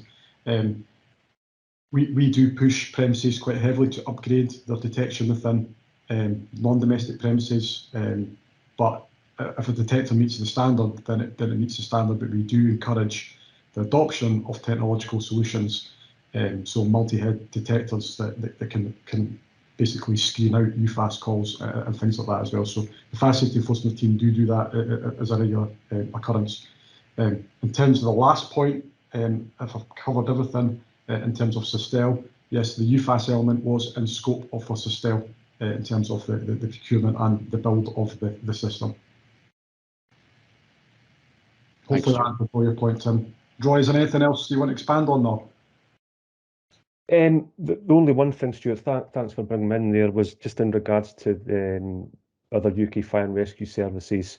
As Stuart said, you know, that they've had their arrangements in place for 10 years, but certainly speaking to some of them, during the implementation phase, or the run up to the implementation phase, and all the education, the advice, the support that they were given to duty holders, what they did realise was that, you know, that their knowledge and understanding was increasing during that run up to the implementation. And as a result of that, they were starting to actually see reductions in UFAS before the new strategy was actually implemented. You know, so, you know, that's what we're expecting as well. Especially with a 12-month leading time here, we'd expect to see that over that 12-month period, as we educate, advise, provide seminars to sector-specific premises, etc., that we will see a reduction in UFAS over that 12-month period. And then obviously when we then implement following that, we will then see further reductions. And it's maybe evident actually in the Appendix B, I think it was, where you see the graphs for UFAS and the other UK fire and rescue services. You see a sort of a drop, a gradual drop, then it's like a cliff edge drop. That's probably where you're seeing that education and advice increase, and, you know, and duty holders becoming more aware of their responsibilities, then implementation, and you see that cliff edge drop in terms of UFAS reductions. Thanks, Roy. That's very helpful. I hope it pans out that way. But it's it's clearly a communication exercise and that needs to be done there. So glad to see that you're across it. Thanks for that. Lovely. Thank you, Paul. Thank you, Paul Sallard, board member. I think this is a great piece of work. Really impressed. It's the sort of thing you think, gosh, why weren't we doing this 5 years ago? But no, good piece of work, very thorough. Not at all surprised that many duty holders don't understand their actual responsibility or what their alarm system is for. And I think you've got to really concentrate on that educational process during the year you're giving yourselves. And I think it needs to be very sector specific. I'm not a great believer in television adverts or that sort of thing. It's using your enforcement officers in sector briefings and dealing with the major players. Probably the biggest thing that concerns me is the ARCs, the alarm reporting centres. You didn't get great, I'm not surprised, but you didn't get great input from them. I think it's carrying them through in the next year, and getting them on side is worth a lot of investment and a lot of time to get that right. And my last point is I was really pleased to see the graphs you brought from the English County Brigades. That was fascinating. And I'd asked that, so I'm really pleased to see that, and it was reassuring. What I'd be interested to know is, what have they done with the resources they've saved by introducing it? Because once we know what they've done with the resources they've saved by introducing it, it can help kickstart our thinking of what we're going to do with the resources we're going to save. But really, great piece of work, and I am fully behind it, and I think you've chosen the right option. And I think the correction you've made to the option is correct. Thanks, Paul. And in terms of that ARC point, yeah, both Roy and I have spoken to some of the English services, and they weren't surprised we didn't get much of a response from the ARCs. They believe it's probably because the ARCs are so used to what's going on down south that they don't see what we're doing as being particularly different. So that's probably one part of it, but we do recognise that we've got quite substantial work to do with them to raise awareness of what we're going to do in Scotland. And in terms of the point around about what English services are doing with their resources, I wouldn't be able to answer that, but what I would say is here we have got a firm idea that we would be able to, as I said before, do risk critical training, much more substantially risk critical training, and a lot more preventative activity. So moving that essentially response to prevention, which speaks to a lot of agendas and strategies going forward. So, well, thank you for your support. Thanks, Paul and Stuart, for your response. Brian. Yeah, thanks very much. Thanks, Stuart. Thanks, Roy. I mean, like others, I thought it was an excellent paper. with all the appendices, lengthy but very well presented. So thanks very much for that. Interesting that we have this analysis, and I think we're being asked to make a decision, and the idea of risk appetite hasn't yet been mentioned, but certainly from my perspective, the recommendation certainly feels certainly within the risk appetite that we have discussed as a board previously. Just a couple of points. I mean, on the 12 months delay, it feels appropriate, but I wondered whether you had considered a sort of differentiated approach, whether there were aspects of it that you could perhaps move more quickly on. And my other point was really the one that you raised, Paul, and your response there, Stuart, is around the freed capacity. And I couldn't work out in the paper at 5.4.1 where it talks about 37,500 hours that would be freed, whether that related to RVDS or whole time or both. So it would be helpful to have clarity around that, please. But the fundamental question is around, as Paul said, what do we do with the savings that result from it? And the paper and your comment, Stuart, gives us a very clear steer that that's going to be around preventative work and risk training, etc.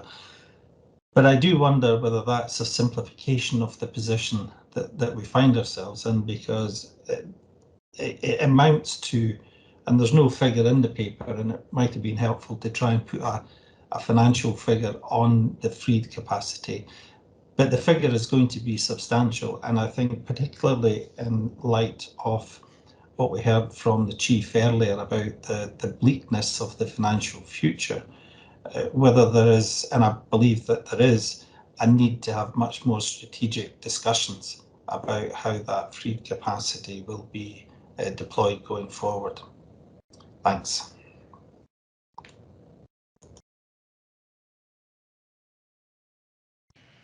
Thanks, Brian. I'll bring Roy in terms of the breakdown of the hours, if it's been broken down into RVDS, because if I'm completely truthful, I can't remember off the top of my head. So, Roy, can you recall? I think it's just totality of hours.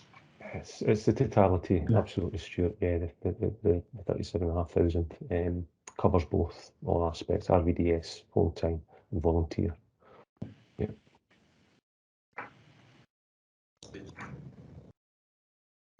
Martin's going to come in briefly just to say a little bit more about that aspect. So I'm going to move.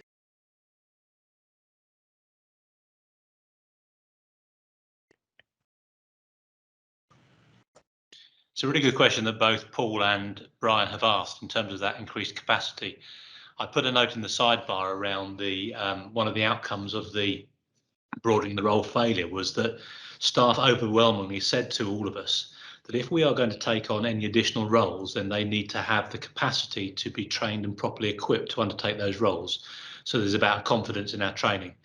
And we took that on as a strategic priority to deal with, because we are confident, or well, not confident, but we are convinced that firefighters undertaking almost an all risks, all hazards approach to preventing and responding to active unintentional harm across Scotland is one of our priorities that we set out in the vision that I launched a couple of weeks ago. So in terms of the capacity, Brian, I think there's two ways to look at this. I think one is the strategic conversation. If we are unsuccessful in upskilling our firefighters for additional roles within the context of the role they undertake within Scotland, then there is some capacity that we would have to have a discussion with you as a board, and then ultimately with Scottish Government. But I think that's probably the worst case scenario. The best case scenario, and I'm probably somewhere towards the best case scenario, is that actually we have a successful negotiation with the Fire Brigades Union and have a compelling business case that we can take to Scottish Government to funding the Fire and Rescue Service in Scotland to undertake a broadened role that actually has a wider public value than just for the Fire and Rescue Service. And so we can see a significant return on investment for other parts of the public sector for the roles that we undertake. So, for example, UFAS, the emergency side of slips, trips and falls, those elements that we know that by reducing the risk and going upstream as far as we can, we then reduce the impact on, for example, the National Health Service in Scotland and people who have been undertaken or taken into hospital with hip fractures and all the other things that I've talked about over the last 3 or 4 months in that presentation I gave to you, and I've also given to the Minister around the return on investment for additional funding in the Scottish Fire and Rescue Service.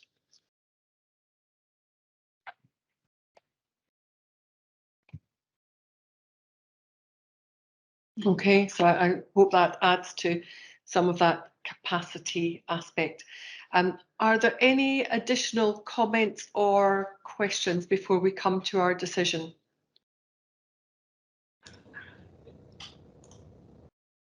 Yep, please come in, Brian.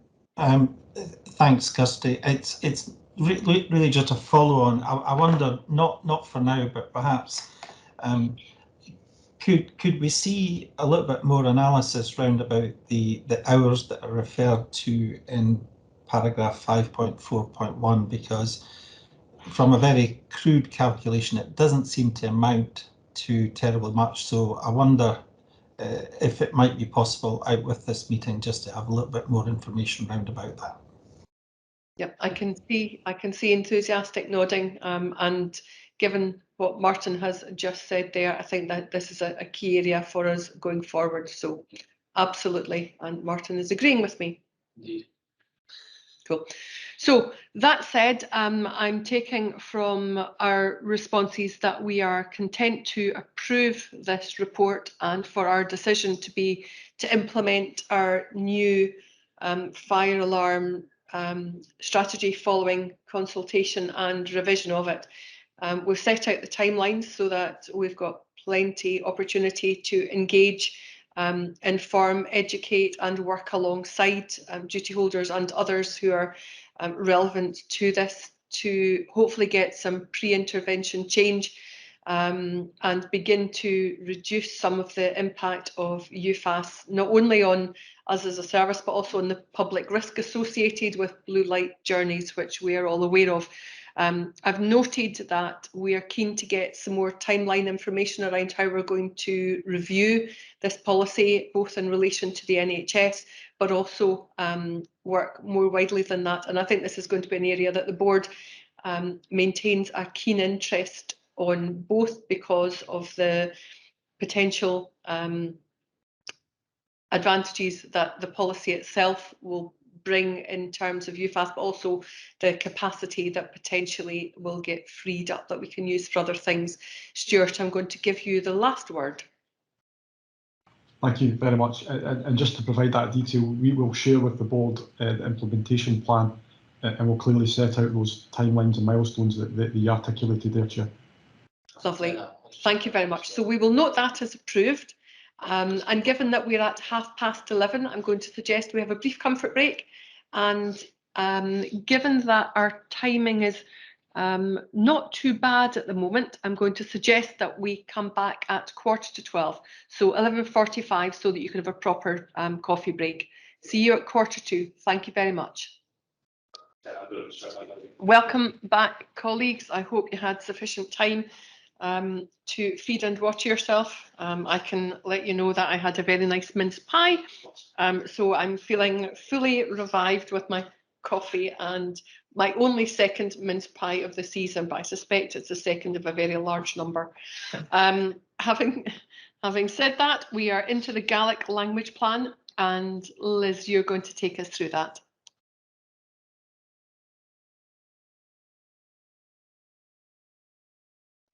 You're on mute, Liz, just to let you know.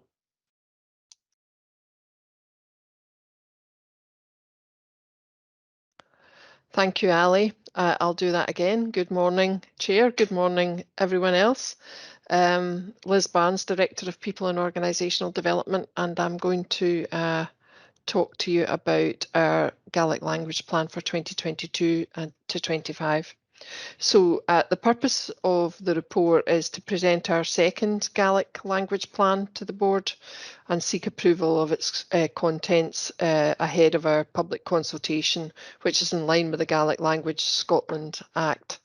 I know board members that were here for the previous Gaelic language plan will remember that the Gaelic Language Scotland Act came into effect in 2005, and it gave the Gaelic Language Board powers to require public authorities to prepare, consult on and submit for their approval a Gaelic language plan. So that's why we have done it in the previous iteration, and we're doing this second iteration.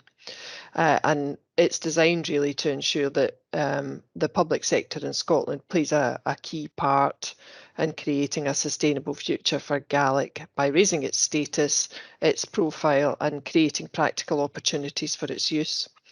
So our first plan was approved and launched in 2018, and it covered the period 2018 to 2021. Since that time, there's a list there in 2.1 of the things that we have done. So we completed an employee survey and had 380 respondents. 98 employees self-identified as having some Gaelic language skills ranging from basic greetings to fluent in speech, reading and writing. 10 of those advised that they initiate conversations in Gaelic every day with members of the public. Our revised corporate parenting plan ensures that children and young people and care leavers with Gaelic receive the same opportunities as those with other languages. External funding is provided by the Gaelic Board, and that enables us to work in partnership with leading Gaelic speaker training and to develop a suite of Gaelic awareness modules. Awareness of this training is shared with other emergency services and 32 local authorities. South Lanarkshire Council has rebranded its training and is using it to increase Gaelic awareness in the workforce. So there's quite a lot has happened.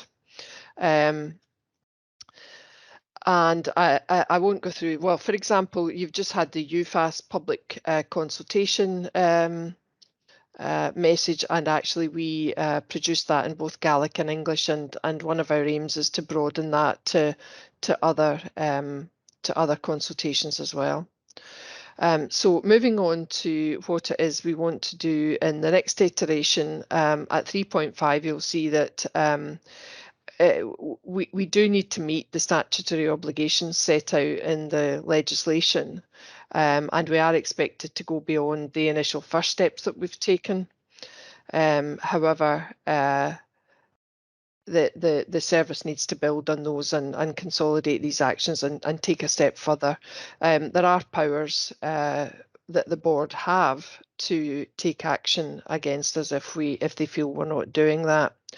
So the second iteration of the Gaelic language plan, we are asking the board to consider the additional items in 3.7. So that would be a review of our processes for members of the public contacting us in Gaelic, and promoting correspondence in Gaelic, which would be welcomed, and we'd be able to respond in Gaelic. Using Gaelic in the workplace, including as part of an employee's duties, that's going to be encouraged and normalised as much as we can do so. Render the corporate logo in both Gaelic and English.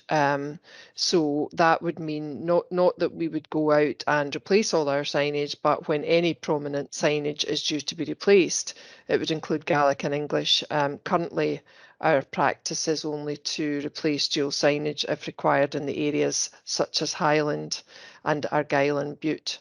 That's the areas where the language is already spoken. What we're suggesting is that we broaden that to cover the whole of the service.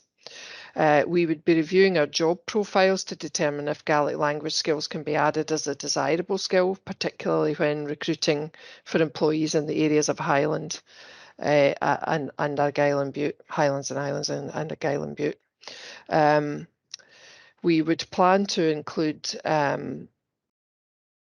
the mainstreaming of Gaelic within our LSO areas, and increase the profile of any new consultations. So as I mentioned, we did it with the UFAS consultation, but we don't do it with all. So our proposal is that we produce all of our consultations in both Gaelic and English.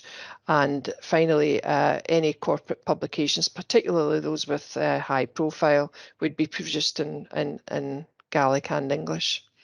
So committing to these actions would really promote our second iteration of the Gaelic language plan, and I think it would satisfy the Gaelic language board in that we are expected to improve on our previous plan at every iteration. So in terms of what we're asking the board to do, we're asking the board to approve this plan, the publication of it, and approve the questions set for public consultation. The plan would be for a duration from 22 to 25, and it would also align with our strategic plan. In terms of timing, we want to be able to commence the consultation mid-January, and that would run for 6 weeks, after which time it would be published. So I'm going to leave it there. I've done the quickest summary I think is possible. You'll have seen the paper, the content is all there. So I'll open it up to any questions, Chair. Thanks, Liz. Can I go first, Vary? Thank you. These are more questions to promote my own understanding, to be frank. Although my report does jump from 3.6 to 3.9, and I'm assuming that you were referencing 3.14 or 3.14. Just a few things, I suppose. What, and it might be that this is an off-table question, and that's fine, Liz.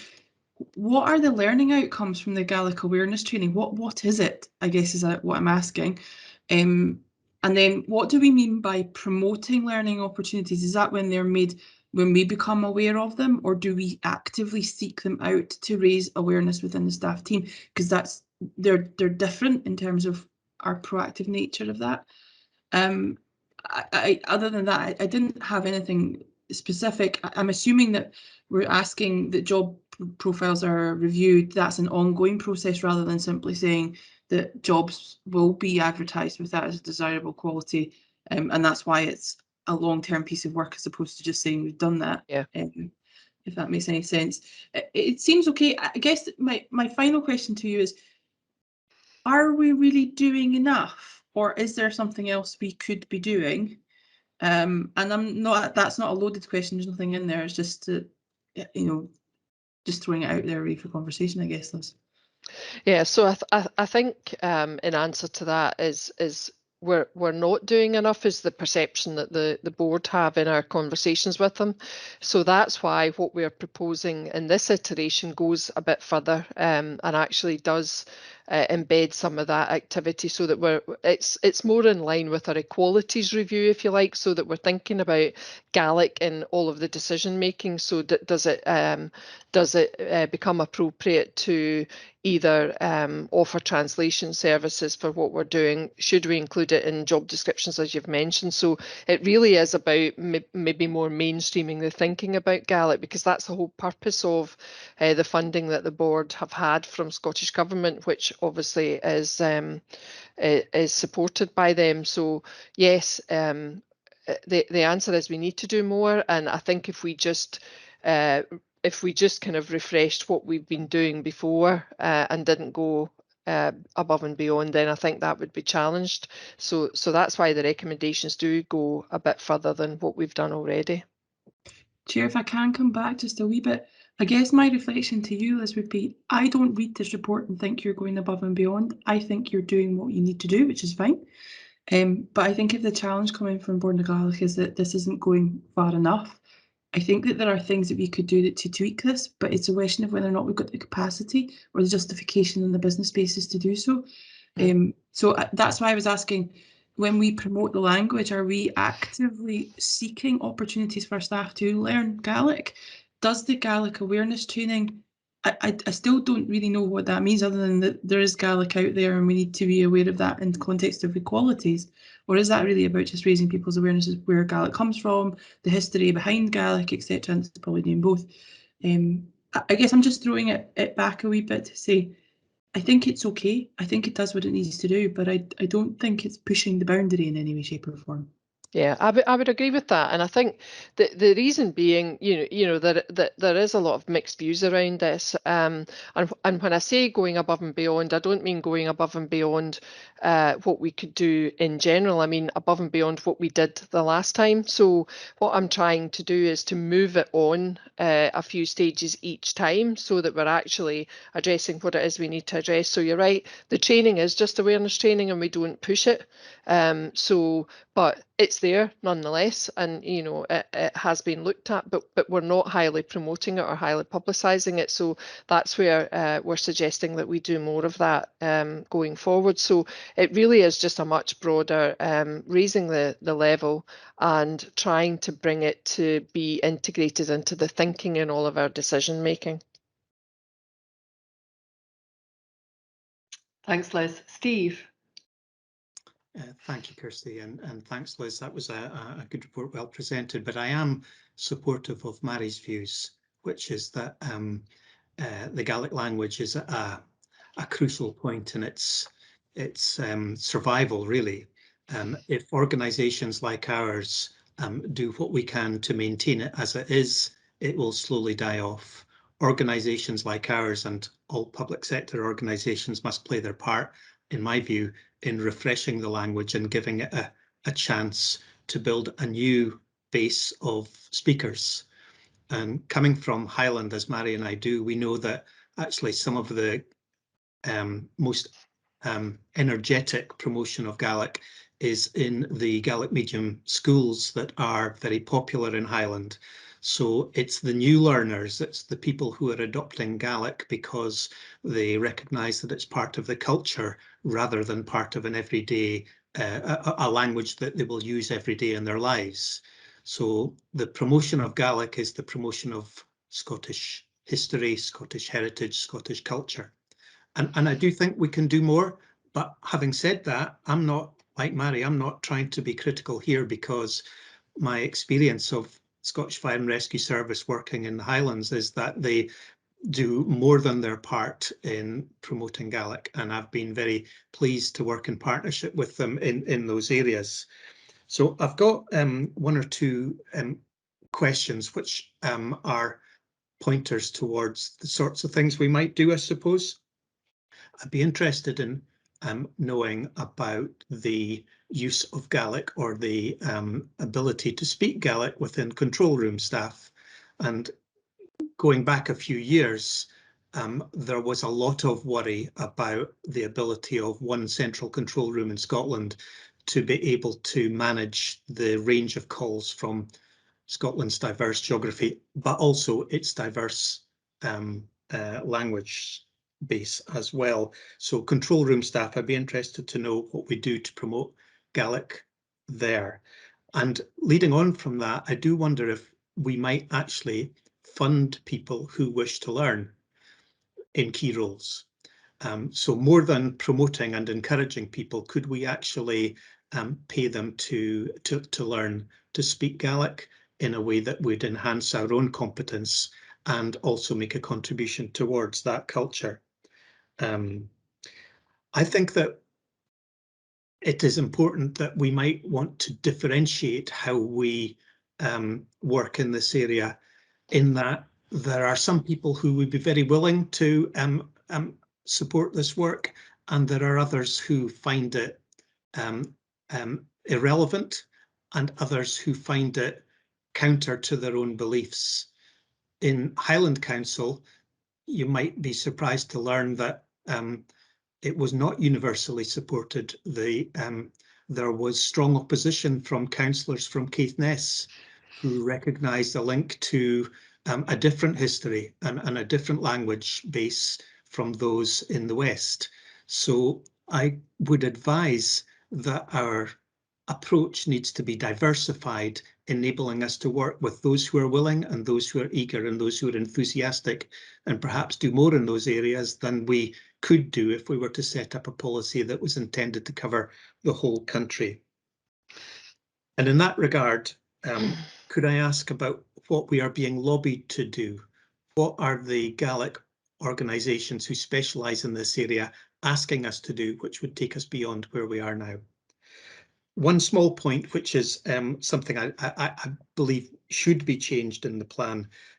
Under the title Gaelic in Scotland, we refer to the Highland counties. Now, I suggest to you that the Western Isles would not see themselves as being described by that heading. And indeed, the Highland counties cover some areas which don't have that Gaelic background. So I think we should remove that word and talk about perhaps that part of Scotland's geography which has a history which embraces Gaelic. So I hope those points are helpful, and I would emphasise that I've seen a lot of good work done by Scottish Fire and Rescue Service in this area. Thank you. Liz, if I could particularly ask you to talk about the what are we being lobbied to do more of aspect of what Steve said. Yep, sure. So effectively what they're asking us to do is change our signage is one of them, and do our consultations in Gaelic, offer written responses and messages in Gaelic, so where it's required. So the things that we've put in our proposal are really what they're pushing us to do that we haven't done so far. So, for example, in relation to our signage, police and ambulance have already started to change their vehicles and more of their premises, and we haven't done that. So that's one of the areas where they're really pushing us down that route. And I do, if I may, Chair, accept what you say, Steve, that it's quite an emotive issue across Scotland, and not everyone wants to support it. And I think the difference between Gaelic and other languages is that it's recognised, certainly in schools, universities, colleges, that other languages are useful in terms of ability to broaden our global horizons, etc., in terms of education, whereas Gaelic is really more of a heritage thing, and it's not actually going to add value to people who are moving into the working environment necessarily. So I think that's one of the challenges that are faced, but there is a lot of investment into schools, and I'm certainly aware that a lot more younger people are learning Gaelic than before, but where there's maybe a choice of doing Gaelic or German or French, they're probably going to err on the side of putting the effort into a language that's more globally recognised. So I'm not going to pick up on it. I can see there's different views around the last bit of what Liz said, but I'm not going to pick up on that because it's not directly relevant, I don't think, to the paper. It just represents a difference in views. Stuart, can you ask your question, please? Thanks, Kirsty. Stuart Ballingall, board member. Thanks, Liz. I would just be interested to know a little bit more about the local community consultation that you're proposing, because it just seemed to me that some of the actions were perhaps preempting what that consultation was going to suggest we needed to do. Signage is a great example, I think, of that. Yeah, so the consultation is going to inform the public of what we are proposing to do, and we're asking the public to confirm whether they support that and whether they have any other views. So it would broaden it out if people have any other views. So that's the requirement upon us. So to suggest what our proposal is going to be and ask the public for their opinion on it. Does that answer the question? Yeah, absolutely does. But I just thought from one of the actions was, I think it had said that we're going to seek the local area views, for example, around the signage. Yeah. And I think it plays into Steve's comment around, I can think of far better ways of spending what resource we have of promoting this language than changing the sign in central Edinburgh. Yeah. That's really my point. Yeah, you're absolutely right. And we're not going to go out and proactively do any changing of signs. We'll do it as and when we are needing to replace them anyway. So that's a key point here. So it's not suddenly going to be a massive push to change everything across the entire organisation. It will just happen. The agreement is, yes, where signage is replaced, we'll do it in both languages, but we're not going to go out and proactively do it. But we want people's opinions about that. You're still looking. And how will we then pick up sort of Steve's comment around more targeted use of what resource we have? So that is part of what we're proposing to do. In relation to the promotion of it, so Steve asked a couple of questions about control rooms and education of Gaelic. So that's part of our promotion process. So we'll be raising awareness and inviting people to consider broadening their views on Gaelic. And in terms of education, there are areas externally where there are free resources to do that. So it'll be about encouraging people to take that up. In control rooms, there are some people who speak in Gaelic, but generally all Gaelic speakers speak English. So the control room generally has contact from people speaking English. There are problems with other languages, but in relation to Gaelic speakers would usually speak English to control rooms. But that's not to say that we don't continue to promote the use of Gaelic from people in control rooms. Okay, thanks, Liz. Thank you. Steve, does that answer your question that you put in the chat bar? Not fully, I don't think. So okay, I was just typing some more there, but I won't do that now. Some Gaelic, some place names and some descriptions of places are enhanced by a knowledge of Gaelic, or depend actually on a knowledge of Gaelic. So it is, I'm afraid I'm not satisfied with the suggestion that because all Gaelic speakers speak English, that therefore the control room staff don't need to be encouraged, indeed paid, to learn some Gaelic.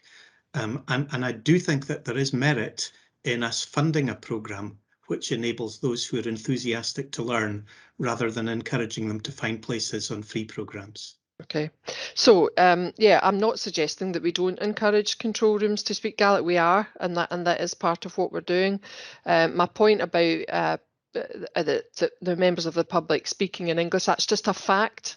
I'm not suggesting that we don't need people who speak Gaelic. We do have people who speak Gaelic, and if there was a crisis situation, for example, and someone was more comfortable to speak Gaelic, there is the facility to do that. So I do accept that that's the right thing to do, but it's just a fact that Gaelic speakers tend to speak to us in English. So I wasn't suggesting that we don't encourage it because of that. And I'll take your point about looking at funding a programme and rolling out a programme. That's a suggestion that I can take on board. Leslie. Thank you. I think there are two things here. The first is our statutory duty to promote Gaelic, and Mary and Steve have spoken about. And we have to do that, excuse me, to the satisfaction of the Gaelic board, and do that wholeheartedly. It's important. I haven't got any concern about that, but we have to separate that from our responsibility to reflect and acknowledge the languages we need to use to be operationally effective. So there are nearly as many people in Scotland speak Polish as speak Gaelic. I suspect that more of those will be solely Polish speaker, but the majority I would expect would be English speaking as well. There are about half the number of people that speak Gaelic that speak, half the number of people in Scotland that speak Gaelic speak Punjabi. I don't know if I said that well anyway. It's about 50,000 Gaelic, about 25,000 Punjabi, 25,000 Urdu, and then you're into Cantonese and so on. From my point of view, for home fire safety visits, for example, I would like to know that we have staff available that can speak Polish, Cantonese, Urdu. And my question is, do we note as desirable in areas, city areas, for example, where there are significant populations of non-English people who don't speak English at home, whether we ask for an ability within a different language as a desirable role? But my fundamental point is we need to treat these two things separately. There's our heritage promotion role, and there's our operational effectiveness role. Yeah, I think that's a really valid point, Leslie, and that's the difference between this and the practical elements of the other languages that you've raised, you know, that is something completely separate. This is about heritage and about Scottish culture. It's not about just an ability to speak a language. There's more to it than that. So I think we need to just focus on our requirement under the legislation around this and make sure that we feel that we're doing what is reasonably practical to do to achieve that. And on the specific point where we're talking about, we're proposing to list Gaelic as desirable for job roles, would we consider, or are we doing, listing Polish or Urdu in areas where that is relevant already?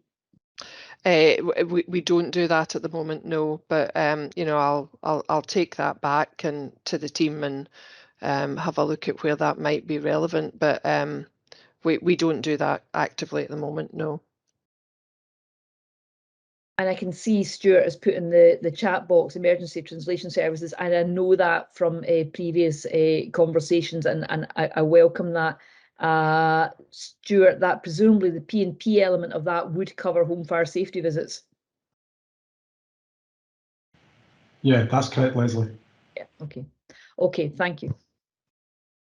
Thanks, Leslie. Vary, and then I'm going to try to pull this together. Yeah, I agree with Leslie. There are two fundamental issues going on here, and I don't think it necessarily is helpful to have them in the same context, if I'm honest with you. But I think I'm just throwing some things back to reflect more to our board at this point in time. One is that I think we're failing to understand that there are some people whose first and only language is Gaelic in Scotland. So actually there are practical applications to what we're talking about just now. There is a growing body of individuals who are young and coming through learning, who are learning Gaelic at school as their only lesson from the age of 3 and up, because the nurseries are starting at that age. This is not a choice that people pick up at secondary school. And the other thing I would just challenge you back in terms of the reason this is legislative is because of our culture, our heritage, and it is important for particularly, again, our area, remote and rural areas. But throughout the conversation, we've referred to the Gaelic board when in actual fact they're board in Gaelic. And I would just throw that back to you as well, that I think that this is demonstrating that we are ticking a box and not embracing the principle. And on that note, I'm going to go and get my booster jab, so apologies if I step out just now. Thank you, Vary. I'm pleased you're going to get your booster, and that's a very good use of your time. I mean, I think some of the length of the discussion that we've had and some of the particular input from those who have experience of living and working in the islands, and the slightly quieter approach of some of the rest of us who are from different areas, perhaps reflects some of the controversy actually and the difference of views around the implementation of a strategy that goes beyond our statutory obligations. And I guess for me that's part of the point of doing the consultation, that we need to see what our key stakeholders and the public think about the actions that we're taking and whether they wish to push us further or whether actually they have a different stance on that. I'm suggesting that the comments we've had are very useful and that some of them get taken forward. I know around promotion and time aside support for Gaelic is one of them that Liz has already acknowledged. I'm suggesting we don't modify the report and that we approve it in its current form to go out to consultation, and that we then review and have the wider conversation about what we actually implement once we've had that back. I can see Steve's popped his hand up at what I've said, so please come in, Steve. I'm happy to support the line you take, Kirsty, but could I ask for the removal of the term the Highland Counties? Absolutely, yes, no, absolutely. I've written that down, although I didn't reflect it back, and I can see Liz nodding too. Yes, so I've written it down and I'll take it out. Brilliant. Okay, so that said, are we content to approve the report, have a consultation, and we'll make sure that when this comes back, we allow sufficient time for a really good discussion about how we take this forward? Lovely. Okay. Thank you very much for that. Thank you. And thank you, Liz, for that. I know this is a complex area to feel our way through. because it does bring up people's passions around culture, nationality, heritage, etc. That said, can we now move into the finance aspect of our papers and go to the resource budget monitoring report? And John, please. Good afternoon, Chair and board members. John Thompson, Acting Director of Finance and Procurement for the service. So present to the board the resource budget monitoring to the end of October for scrutiny. The current financial position for the 7 months to date is an underspend of 1.616 million, with a forecast for us to reduce that underspend to just under £290,000 by the end of the year.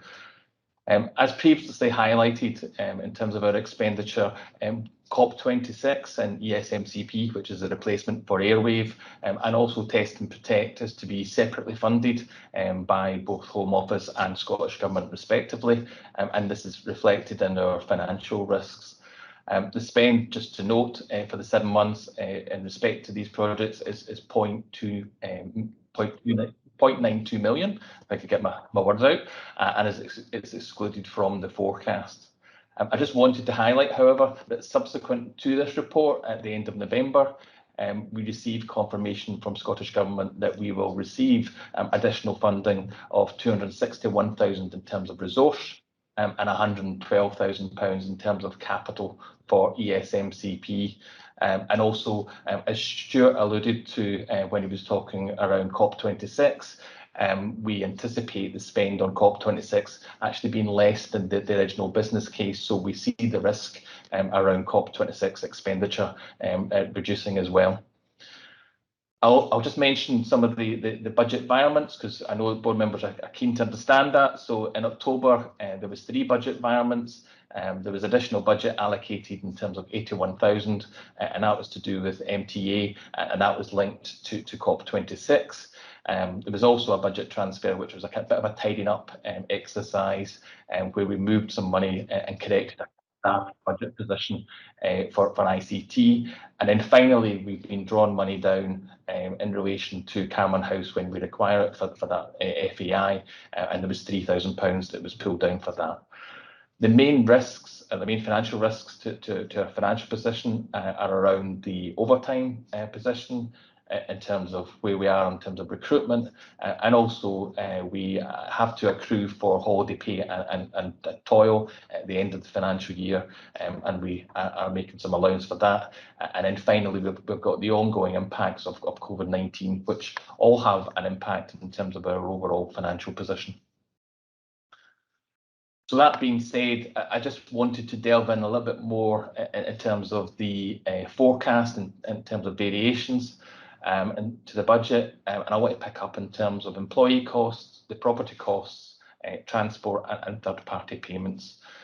So the employee costs, you'll see in the report that the forecast is for an overall overspend of £444,000.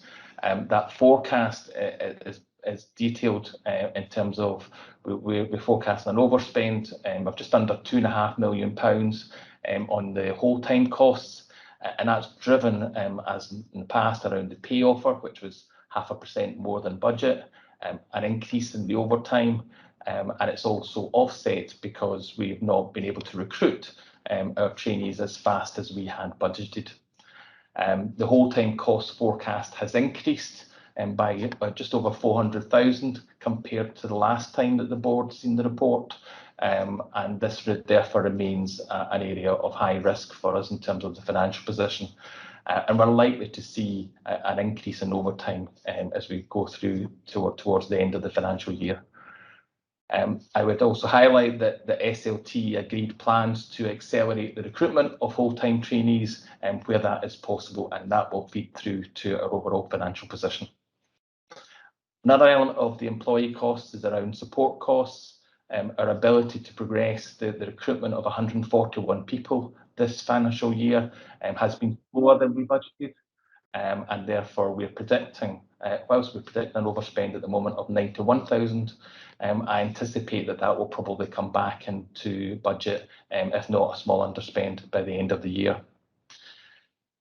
I mentioned the fact that the whole time costs had a significant overspend, and there is also a significant underspend in terms of our forecast for the RDS, and it's £1.94 million, and that's driven by the delay in terms of harmonisation of T's and C's, safe and well delays, and also in terms of just activity through retained fees, turnouts, and drill night activity. And the final element in terms of employee costs is around subsistence, where we have an underspend of just over 300,000, and that's just due to the restrictions related to COVID and more local training activity. So that's the position in terms of a bit more detail around employee costs. Moving on to some of the other variations, the property side, I've mentioned this before, that there was an adjustment to the rateable values for masts and other buildings, and also we managed to sell the site at Thornton, and that gave us some relief in terms of rates and utilities, and that's now reflected in the spend to date. So the forecast for property costs is actually an underspend of £748,000, and that's been reflected in the overall position. I would also highlight that with us, we had to pick up additional costs in relation to those remedial works at stations, with the rack panelling that was mentioned before. So that's included within the overall forecast. Finally, two other areas, transport costs. Travel remains below the pre-pandemic levels, and this is the main reason for the forecast underspend there, and it's just over £200,000. And then finally, we made a decision around the PTFA programme. The PTFA programme was planned to be capitalised as part of the overall capital programme. Having reviewed it, we felt that it would be an opportunity to look at that programme and actually make some adjustments so that we could take that off the capital position and give us the capacity to push forward in terms of the powered rescue equipment. So that money has now been forecasted within the resource budget, and I'll pick up a wee bit about that on, or Ian can perhaps talk a bit more about that later on when I come to the capital monitoring report. So I want to end there. I know that's been a fairly detailed description of what's happening in terms of the resource monitoring, but I thought it was really important that you get a good understanding of where we are in terms of the variations. And I'll open it up for questions from the board members. Lovely. Thank you, John, and thank you for that comprehensive orientation to your report. Malcolm. Thanks, Chair. Thanks, John. No, yes, again, good to see the detail and the information here. I'd just like a bit more insight into the whole-time firefighters. You know, there's quite a large overspend there. I suppose what I'd like to understand is how much of that is temporary and how much of it is long-term. In other words, would this carry on into next year's budget? And if so, is that, I know one of the issues is COVID and the fact people can't be detached in the same way. So if it carries on to next year's budget, is that still a temporary thing due to COVID and whatever? Or actually are we saying here, look, this budget is going to be greater going forward, if you see what I mean? So just a bit clearer understanding about how temporary some of that is.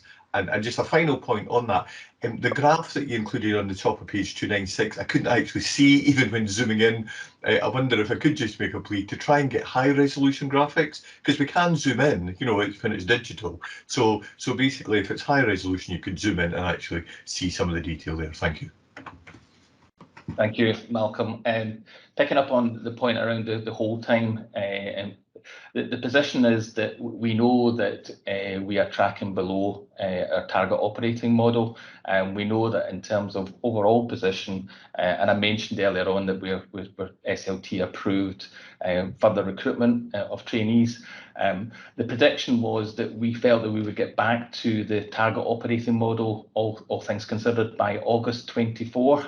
So that's a fairly lengthy period that we will be operating below Tom, but that's part and parcel of the reality where we have not been able to recruit at the levels that we would want, and also a reality where people do retire, and they retire from our overall resources. So it will be a longer term impact, Malcolm, but also if you remember that one of the things that we talked about was putting some resources into our recovery activity. So we were trying to compensate for some of that by saying, well, look, we know and understand there's going to be a gap in terms of the target operating model, but we also know that we need to focus our attention around trying to deliver on training, trying to support some of the other recovery activities. So that's been factored into our overall financial position so that we can still hopefully come out with a kind of overall balanced position, Malcolm. Does that explain it? And in terms of obviously we're looking at an overspend there. You're talking about working below target operating model. I would have thought that would lead to an underspend. We've got an overspend because we obviously have a reduction of vacancies in terms of hold time, but you then have to compensate for that in terms of overtime. So we're seeing much more driven through the overtime cost, and that's outweighing that overall position. As I said, it's almost balanced off by the reduction in terms of the RDS expenditure. So hopefully that gives you some comfort. I think the point around the graphic, I noticed it myself, when I'm trying to look at it, I don't know if it's something to do with the technology, but even I get an error message when trying to view it. I'm not sure if it's to do with the PDFing of the document, but it is there and it should be visible to you. So we'll try and take that away to see if we can improve on that, Malcolm. No, that answers both points. Thank you. Stuart. Thanks, Kirsty. My question sort of actually builds a bit on Malcolm's. John, your key message over the last 2 or 3 reports has been the compensating variances in staff mix and property. And if we look into next year, are those compensating positions going to continue, or have we got a problem we need to face into, which is an additional to what Martin mentioned earlier? I think that's part and parcel of some of the messaging that Martin had highlighted at the very beginning of this discussion, that we've got some very difficult choices to make in terms of our overall expenditure going forward. We've obviously planned where we're going to be in terms of our overall hold time. We know that we're trying to accelerate that recruitment. There will be a knock-on impact in terms of overtime going forward. So those are things that we're going to have to try and balance off, Stuart, in reality. The activity levels that have highlighted around RDS, a lot of that has been driven around COVID-19, and if and when that changes, that will also have an impact on our financial budget. So it probably, in my mind, that when I look at the forecast going forward, we will have real challenges, and we will see that those costs are something that's going to be difficult to cover. We highlighted that we received an extra £9.5 million. That will certainly go towards supporting the service, but it's really driven towards a business as usual and doesn't really allow us much in terms of the kind of modernisation type agenda. Okay, it would be sensible that there's some knock-on impact into next year, absolutely. Yes. Thank you. Brian? Yeah, thanks, and thanks, John. I only have part of Stuart's question because my screen froze just at that, so forgive me if I'm repeating some of what Stuart said. But my observation before my question is that I appreciate the desire to have, the budget on a page, John, but as before, some of us struggle to read that. And if you're not looking at it on an iPad or a touch screen device, it's actually quite hard to zoom in and out. But my question is really around, we have heard at various points around the opportunities that COVID has provided us in terms of being forced to do things differently and finding out that actually some of these different ways are better and preferable. And just thinking about that in terms of an opportunity, in terms of resources, is there a bit of what is going on behind the scenes here to look at those? I mean, the obvious areas would be, for example, travel, and I'm hoping that once we are clear of the pandemic, we don't just sort of immediately revert all of those operational practices, and that we seriously look for opportunities to do things differently and do things more efficiently, and wondered if there's anything that you could say in that regard. Thanks, Brian. And I think that the honest answer is absolutely. We do and have recognised that what we don't want is almost an elastic band here, where we spring back to things pre-COVID-19. We've learned an awful lot through the COVID-19. You've highlighted there around travel, etc. And certainly our view is even things like digital.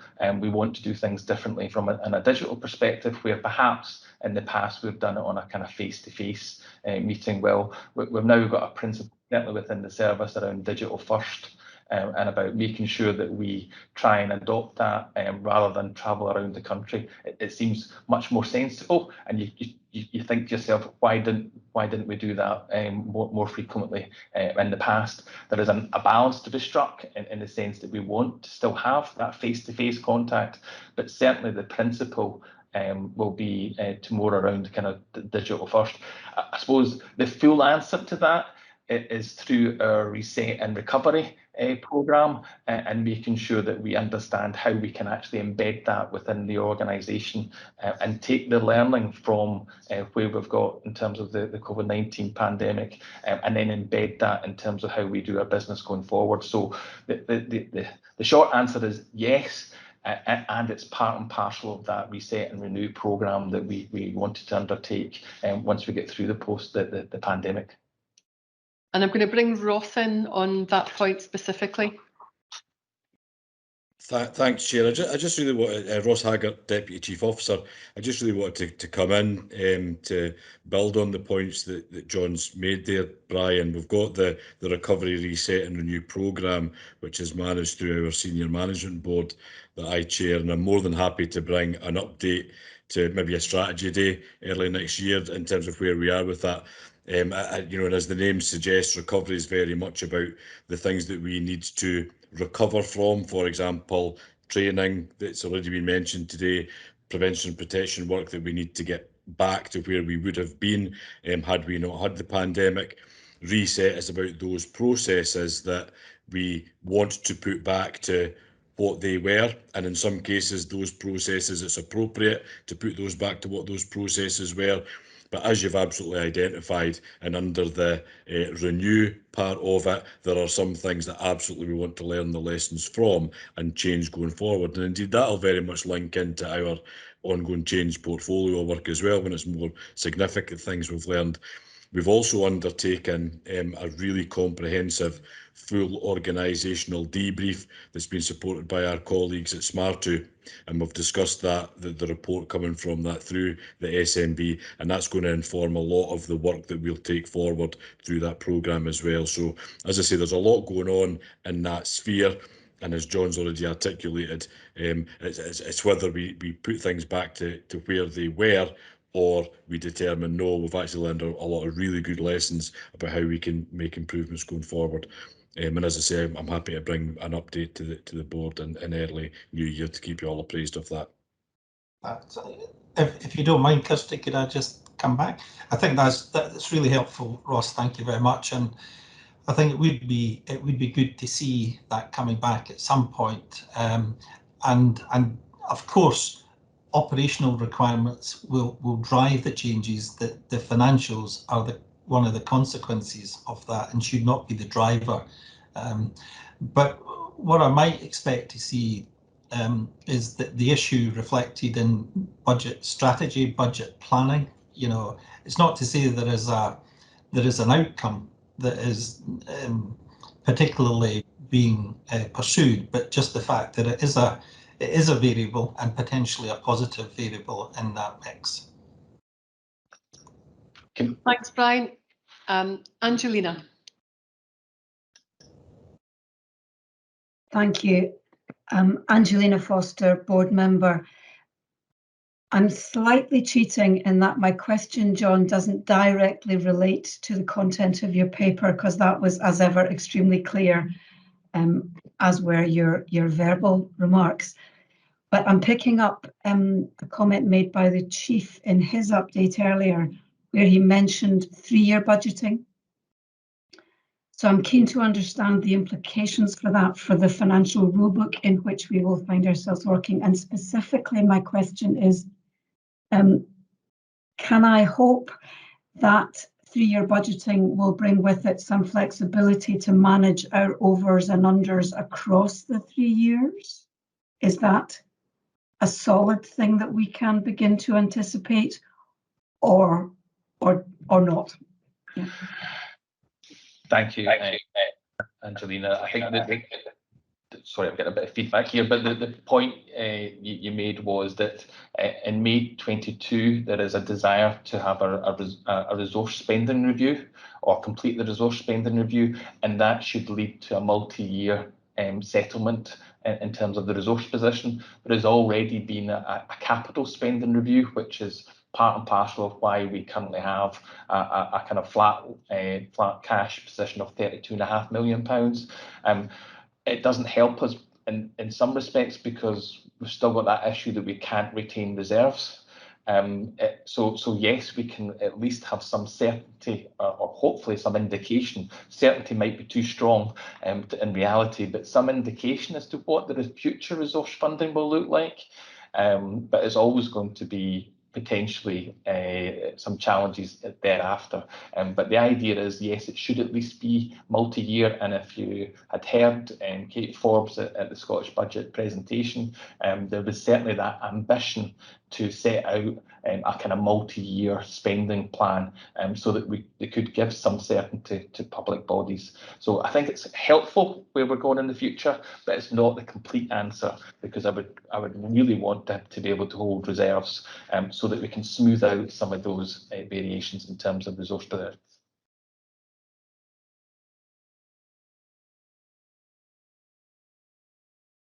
Okay, thank you. So are we on that basis content that we have scrutinised that report? Okay, and thank you again, John, for the very clear presentation and the really helpful paper, particularly I think for those of us who are non-finance experts, being able to have things so clearly oriented so that when we do get into the detail of the report, we know where you're taking us is really incredibly helpful. Can I ask you to continue now with the capital monitoring report, please? And I can see Ian's joined you too. Yes, thank you, Chair. So I present the capital monitoring report for the 7 months again for the same period to the end of October 21 for scrutiny. I will cover 4 main areas: the kind of funding side, budget environments again, progress to date supported by Ian, I would say, and also risk. So in terms of funding, and as you've heard already by the Chief earlier on, excellent work by Ian's environmental team. We had an acceptance letter signed for an additional grant of 1.5 million for the 98 charging points to help bolster our overall electrical charging and infrastructure, and that was from Transport Scotland. And we have negotiated this funding so that we don't need to spend it at the end of this financial year, and we're able to carry over into 22-23, which is really helpful. So I hope that's good news for the board. In terms of budget environment, we reflected the what you authorised last period, in terms of the overs and unders from various projects, and that was about £3.4 million, and so we've taken that forward in terms of those projects. We also made 2 budget environments in the period of October. I mentioned about PTFA, so we moved around that budget, and a declared underspend of 65,000 was reallocated to the ICT network infrastructure, and we also reallocated the remainder of the PTFA capital budget to resource, to enable the acceleration of the purchase of the powered rescue equipment. And Ian could perhaps explain a little bit more on that. I'm going to pause there and just bring in Ian, just so he can give you a bit more detail in terms of the progress to date. Before I do that, in terms of what we've committed in terms of capital, we have a healthy position of 30.22 million, which is just over 82% of the budget. And whilst there has been real challenges in terms of the capital programme, Ian's going to hopefully give you some more context to that. Ian. Okay, thanks. Ian Morris, Acting Director of Asset Management at the moment. As John alluded to there, I'll start with the PRE one. At the first point of that, that's now allowed us to accelerate the de-risking of the service with regards to high pressure injections within firefighters. Since we had the incident where the firefighter lost his hand and part of his arm, we've had 15, if we want to call it, near misses with this. So that there is a strong evidence base that there's a concern over this. So by allowing us to reallocate this money forward, we have accelerated that programme, and it's anticipated that by the end of next financial year, we will have secured and rolled out and trained all firefighters on the front line, and I use that at the moment because there's still some spare kits, but at the front line with the removal of the hydraulic equipment and reintroduction of the PRE, which is a major success story for the firefighter safety, and it's been welcomed by the FBU, it's been welcomed by the crews on station as well, and Stuart Stevens has been and keep me informed of the plaudits of these new kit getting rolled out across the service and the different ways they're using it now as well as an additional tool for opening doors and shutters and stuff like that as well. So moving on to the progress today. Since this report's been written, myself and the Chief visited McDonald Road yesterday. It was a good visit. The station personnel have moved back into the occupation. It is still under construction, obviously, and the station were made aware of that. And there is some minor or some defects that's been there that we're addressing and working our way through. But the overall general quality is good, and we're looking forwards. The crew seemed certainly pleased that they're getting to spend Christmas back in the station rather than the temporary porta cabins, and they have now been removed from the site as well. We're still expecting the main contractor, Robertson's, to be off the site by the end of this year, hopefully by the 29th next week. By the 29th, we're hoping to have them off site. And all the Robertson work's done, and the museum element will move in on January to commence the works between January and March. And equally, we'll have Mighty still remaining some of the damaged elements that were done during the floods in the early water phase during January and March. So the whole site should be finished and completed by March as per the project going forward. But as I said, the quality, the design, everything is looking fine on with that one. The fire station development, we're undertaking the Uig station at the moment, and that's still getting discussed with the local LSOs and the areas. I'll be looking at a hybrid model for Uig. As you're aware, there is a pressure on that we're getting asked to remove ourselves from the building we're in at the moment due to the refurbishment of the harbour site for the new terminal going in there. So we're looking at various options for that going forward. Minor works and dignified, as stated there, albeit I would say we're still very much in a fluid situation at the moment with the storm Arwen hitting us. Obviously, over the last 4 weeks since the report's been written, we lost the roof at Alton's fire station. We had trees fall on the roof of Comrie fire station, and we had two trees land on the back of an appliance as well, and some other minor RTCs and various elements as well. So that'll impact on our minor works and some of our fleet profile as we're moving this forward as we speak. Fleet's moving at a pace. Again, some of the challenges that we've got with regards to fleet is the delivery of chassis. We keep getting made promises by the manufacturer, and we keep holding these promises, holding them to account these promises, but there is still some slippage there. But again, everything is looking positive for the year end with regards to the fleet expenditure going out. PPE and equipment, reiterate again, some challenges there. We have something like 3,000 torches sitting on a boat at the moment getting into Stockholm, which I need to get then transported to Stockholm and courier them in HGV driver concerns and Christmas and stuff. So there's still challenges, logistical challenges coming through with some of these elements at the moment. But again, confidence is high that this will all spend out. And with the accelerated PRE programme, there's 19 pallets of that arriving this week, which is absolutely excellent news going forward as well. That takes me over. I won't get into the ICT stuff. The ICT stuff is explained there, because if I get into that, you'll ask me questions I don't know about. So I will pass on the ICT element and stick on the rest of it. But the rest of the programme's looking good. It is looking healthy, and we are looking at a full spend out this year again, all be subject to some of the logistics that I've just mentioned here within the update. Happy to take any questions. Lovely, thank you, John. Is there anything further you need to add, or are you happy for me to go to questions and comments? Just one final thing to add is that we've added a risk around, in conjunction with Ian, including a new risk around the asset condition and suitability of the estate. And you'll see that in the actual report as well. And I think it's really important that we highlight, that is a real concern, and therefore we want to make sure that that's flagged up through our strategic risk register as well. So just wanted to note that, Kirsty. Any comments or questions? Brian, please. Thanks, John and Ian. I think these questions are for Ian. I've got two questions, Ian. One on the hydraulic equipment. Given that the known risk is known, I wonder if you could say anything about how we are mitigating that known risk until such times as the new equipment is included. And if I may, the second question is around what the Chief said earlier this morning, round about looking at the CRIM and the risk analysis. Now, recognising that this is a public meeting, I'm not expecting you to go into any detail on that. I would be interested to know whether looking at that analysis has been helpful for you. Okay, if I can, sorry, okay, go Chair. Yeah.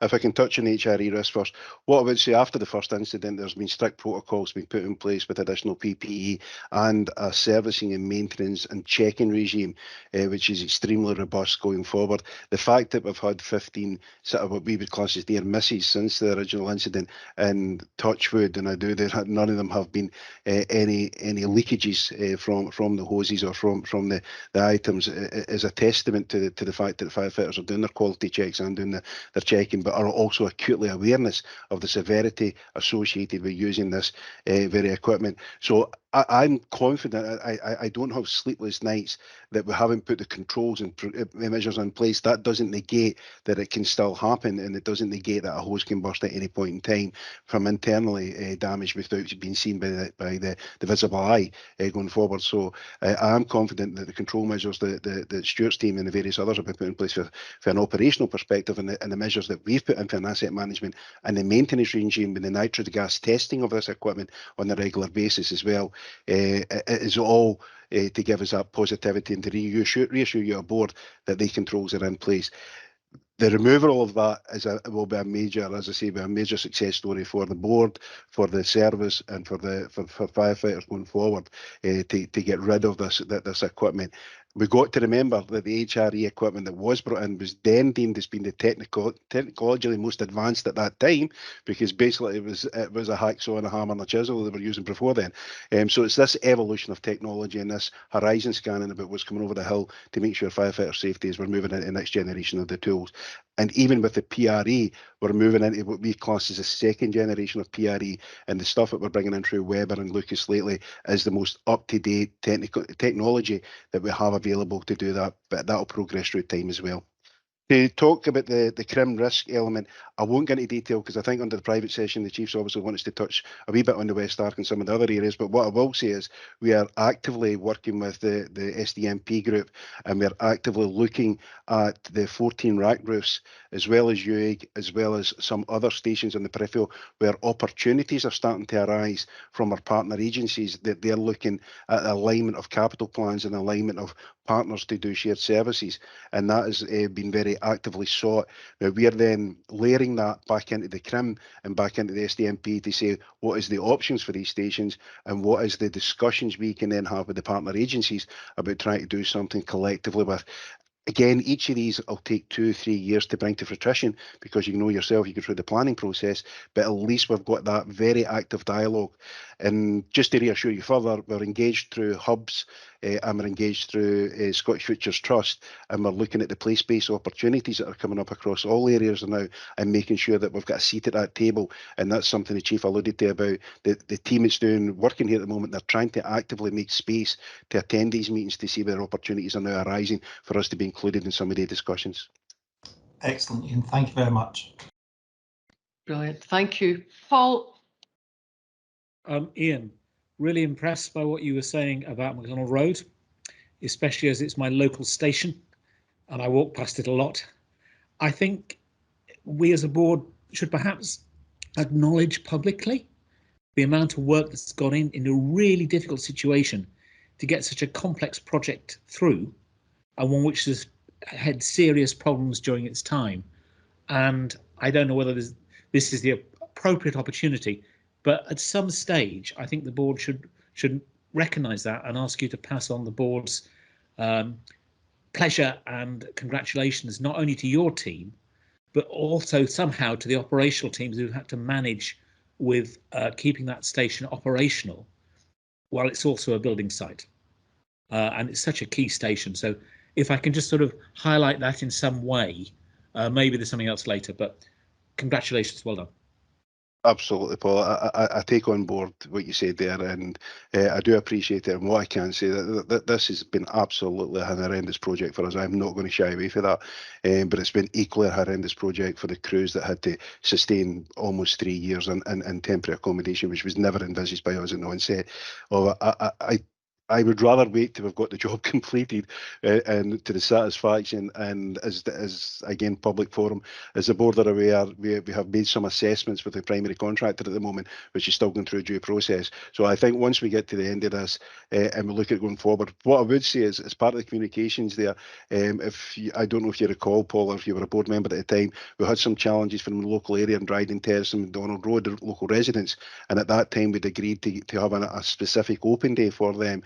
And once it's completed, for allow them to see the museum. So that's something we will build in for the local residents, and we reiterated that again this week, that as part of this, as we're moving this project forward and getting to conclusion, that some of the communications, obviously there'll be a significant interest in the museum and various other elements, but we can't forget the commitment that we've made to the local residents surrounding that, who have also had to put up with the disruption, had also had to put up with the mess and some of the dust and the various elements and noise. So we will make sure that we box that off as part of that process, taking that project to final conclusion.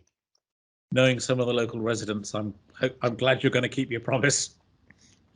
Thank you, and Paul, I agree. It feels a very suitable point to mark the effort and the commitment and acknowledge the disruption that people have had, and we will get an opportunity to hear more about it at conclusion, and hopefully for board members in due course to also get to visit and see the substantial change that's happened at that site. So are we content that we have scrutinised that report? Lovely, thank you. We're going to move into the combined corporate risk and performance report Q2, and that's Mark. Can I remind board members that we are, as you will probably have noticed, we are running a bit over. So if I can ask you to prioritise and focus your questions and comments, and similarly to you, Mark, in your orientation. Thank you. Thank you, Kirsty. Again, conscious of time, if there's any questions subsequent to the discussion, then I'll happily take them off table with members and respond. Just in terms of a quick highlight, draw your attention to the risk element within the report. You'll have seen some of the risks have gone red, and that's to reflect the more dynamic risk management, I think, that's taking place across the service. And again, some detailed discussion and scrutiny of that through ARAC. You'll also see that better reflected, I think, next year in the dashboards that we're preparing for you as well. And we'll have a bit of a discussion this afternoon about that. In terms of the annual operating plan elements within the report, overall we're doing well.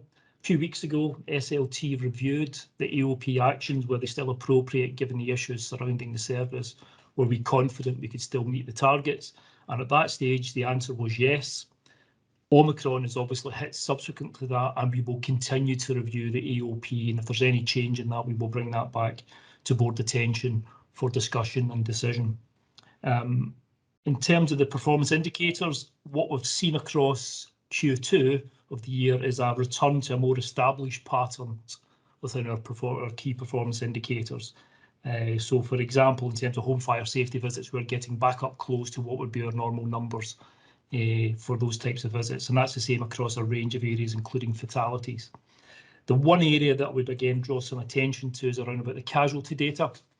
When we were doing the year-end quality assurance in our casualty data for last year, for our annual statistical report, we discovered there was an anomaly within the data, and that's been discussed at Service Delivery Committee. What has happened is that some of the crews, when they're having conversations with control, are referring to some casualties on site, but they're not capturing that within the actual reports themselves. So we've been doing some work with Stuart's directorate and the forums that he has there to ensure that the actual and the accurate reporting of information is captured by crews, and will continue to do that. So it means that the data between this year and next year is going to be slightly skewed. We're reporting 180 casualties at the moment for this quarter. When we get to year end, you'll see the full effect of this as the quality assurance this year kicks in, and we'll pick up next year an amendment to the annual statistical report showing how we've actually corrected the data for this year going forward. It's just one of those issues, and it's something to say that we're actually on top of. Our stewards and his teams are on top of right now. But with that, Kirsty, I'll pause. I'll take any questions on the report itself. Lovely, thank you. Comments, questions? Malcolm, then Leslie. Thanks, Martin. Again, it's just good to see this kind of format with so much information in it. I just wondered if you could comment at all on page 9 of the report, page 332, under objective 2.1. We've got 2 red triangles there under skills and resources, under the community risk, the CRIM and the station appliance review. So it would just be helpful to know where we are with that and how we're moving forward. Thanks. Malcolm, I'll probably defer to Paul on this one. It's one of his project areas, so he's better placed than myself to speak about the detail. Great.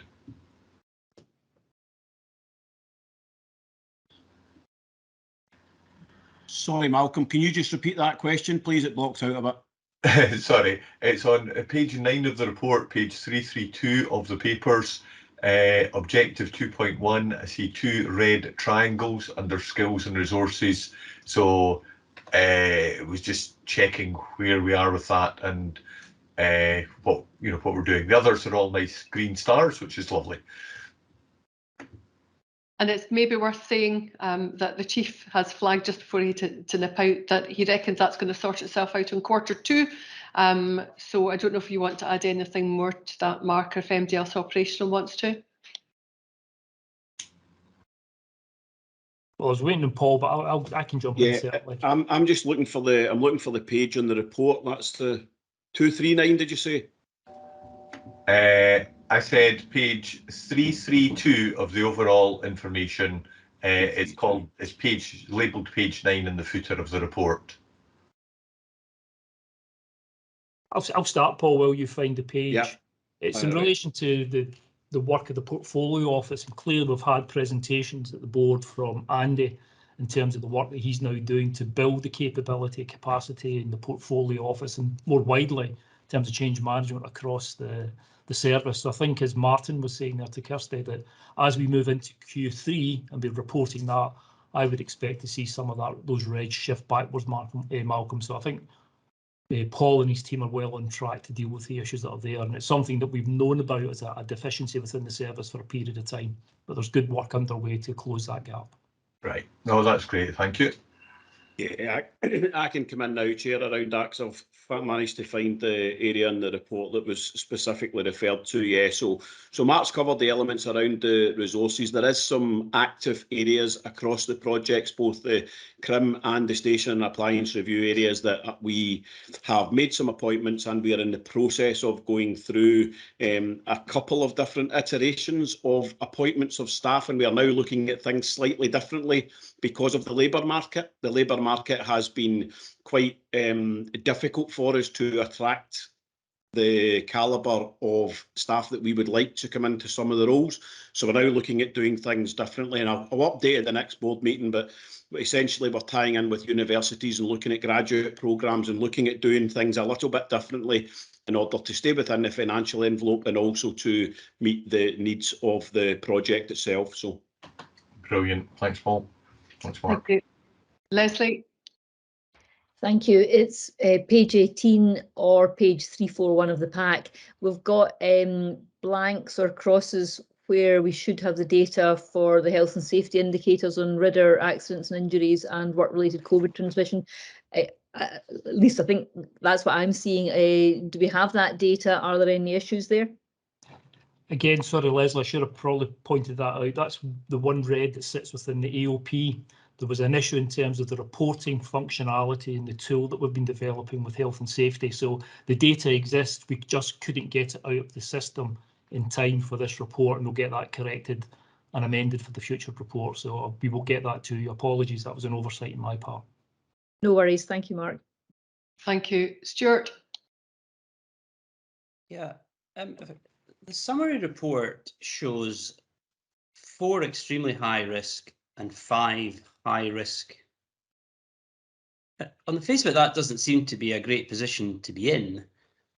My question is, do we really believe that is the situation? And if we do believe that's the situation, what are we going to do about it? Well, I can certainly start. In terms of the extremely high risks, they by and large relate to COVID issues and pressures that we've experienced across the year, Stuart, and also some of the financial issues and difficulties that we've had as well, as we've just been discussing with you in the last 2 items and John referred to. And the discussion we had at RAC was, should we actively highlight those risks as being red for the service, and also say there are some detailed actions underpinning that you've been discussing this morning as well.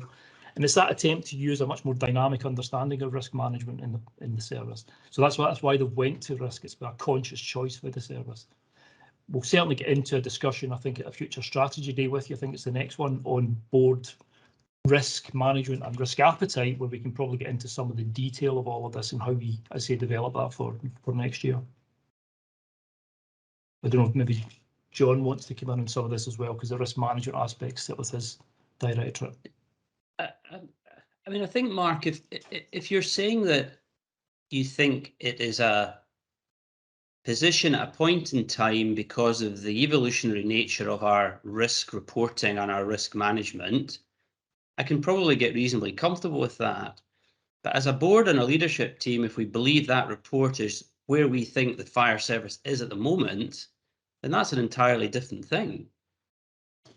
I think it's the point in time, because I think in the past, some of the questions from the board is, why do we never see risk ratings change across periods of time?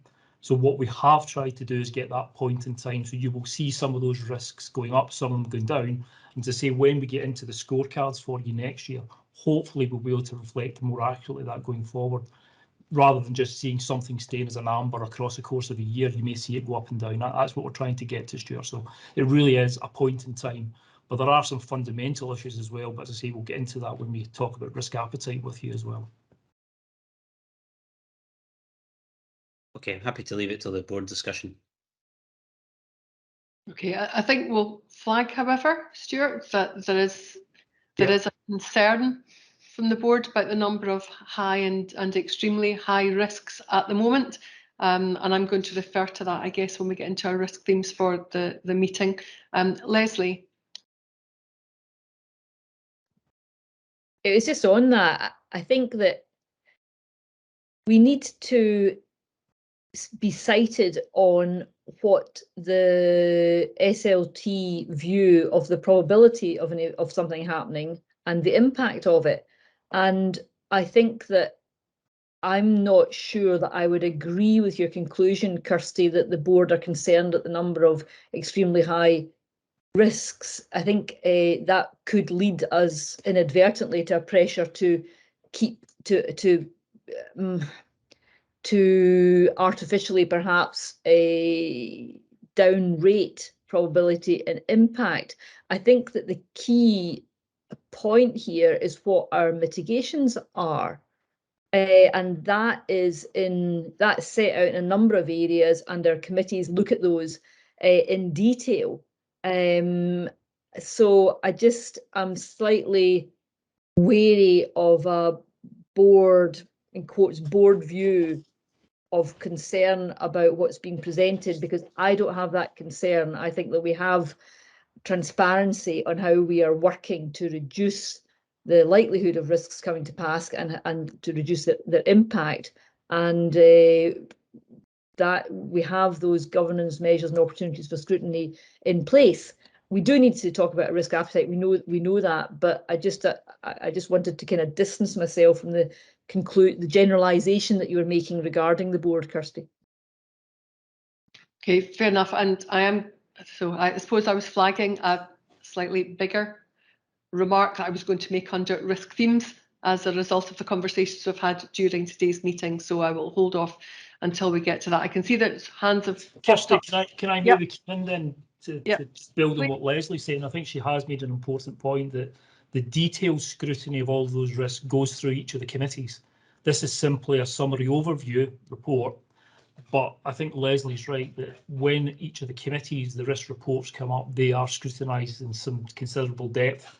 I've been at RI, attend RIC, and we've had a number of in-depth discussions of some of the risks that are scrutinised through the RIC committee. So it's not that we don't have that level of scrutiny. This is just a summary, but if we need to get into some more detail for this going forward as part of the summary report, that's something I'm happy to pick up off table and say we can reflect that into the dashboards as we construct them for next year. Okay, Brian. Yeah, I mean, certainly my observation, just taking it at face value, is that there is a performance report that has, as Stuart has pointed out, significant risks highlighted, and I think we have to take that at face value. I think one of the issues is that, and I know this is work in progress, Mark, so it's not a criticism, but I think one of the issues that we're unpicking here is that high level risk analysis is not fed through in the commentary within the performance report. So some of the questions and concerns might have been answered had that rippled through the report. The only other observation I would make, and it goes back to my comment when I was given the RAC meeting, is, you know, we are working with a risk management system that has come to a point in time, and where we really need to focus our efforts is around this very point. It's about scrutiny and challenge and understanding that. And I think what I certainly take away from this discussion is that from a governance perspective, we need to really drill down into that. We need to actually be really clear how the scrutiny that's been exercised at RAC, the other committees, through this performance report involving the board, how that hangs together. And for me, that's a bit of work in progress, but one that we need to move on pretty sharpish. And I think the opportunity of a strategic discussion will help us formulate those ideas. But I absolutely take Stuart's point that we cannot flag this and in effect not answer the questions. But I don't think we're going to necessarily answer those questions today. Brian, 100% agree. We've had discussions, I've had discussions with Richard about how do we get that supporting narrative around some of this information so that it's there and available. So absolutely take on board what you're saying, and I say it's something that we are working on. Ross.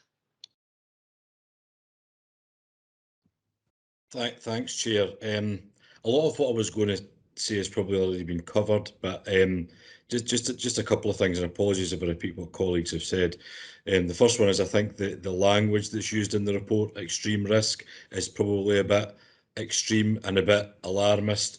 So please don't be taking that language. I think all of the risks that come into that category, while this particular report might not articulate them, because as Mark's mentioned, it's a summary performance report to the board.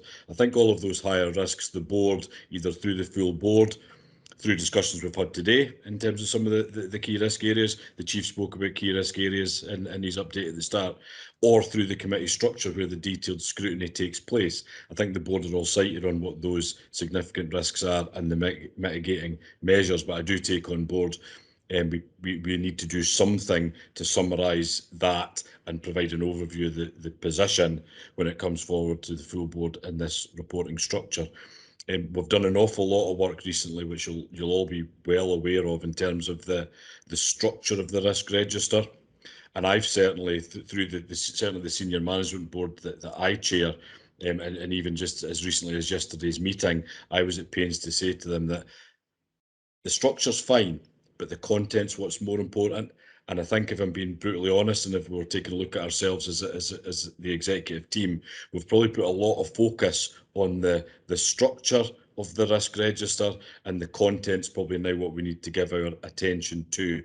And my gut feeling is, other than the risks that the board are well cited on, and that have already been articulated, my gut feeling is we do have a tendency to overstate the risks within the risk register, and I've certainly asked the teams again through the senior management board to go away and have a really good look at the impact and probability and come back with a realistic estimation of that, because I do think that we are a bit because of the nature of the work we do, and we're very conscious of risk, I think we sometimes do overstate it. So I think there is a degree of overstating it through the risk register, but absolutely to take on board all the points that have been made, and clearly a work in progress that we need to do a bit more around. So thanks for that, Chair. Yeah, I think that was really helpful, Ross, to kind of round off that bit of a conversation. Have we got any further comments or questions on the performance report? Are we content that we have scrutinised it? Thank you. Then That then allows us to move into risk themes, and I'm certainly aware that today, as part of what we've discussed as a board and heard about as a board, are the increased pressures on our staff's health and well-being as a result of the pandemic and potentially further risks and challenges to come. We've heard a bit about some of the real challenges we have in our estates, particularly around the rack panels and the fact that our capital budget is not sufficient to be able to do the work that we would like to do. That in general, our capital challenges are significant, and as are some of the challenges coming to us for our revenue budget, because the allocation that we have received will go some good way towards some of the inflationary pressures, but certainly doesn't give us any slack or space for development.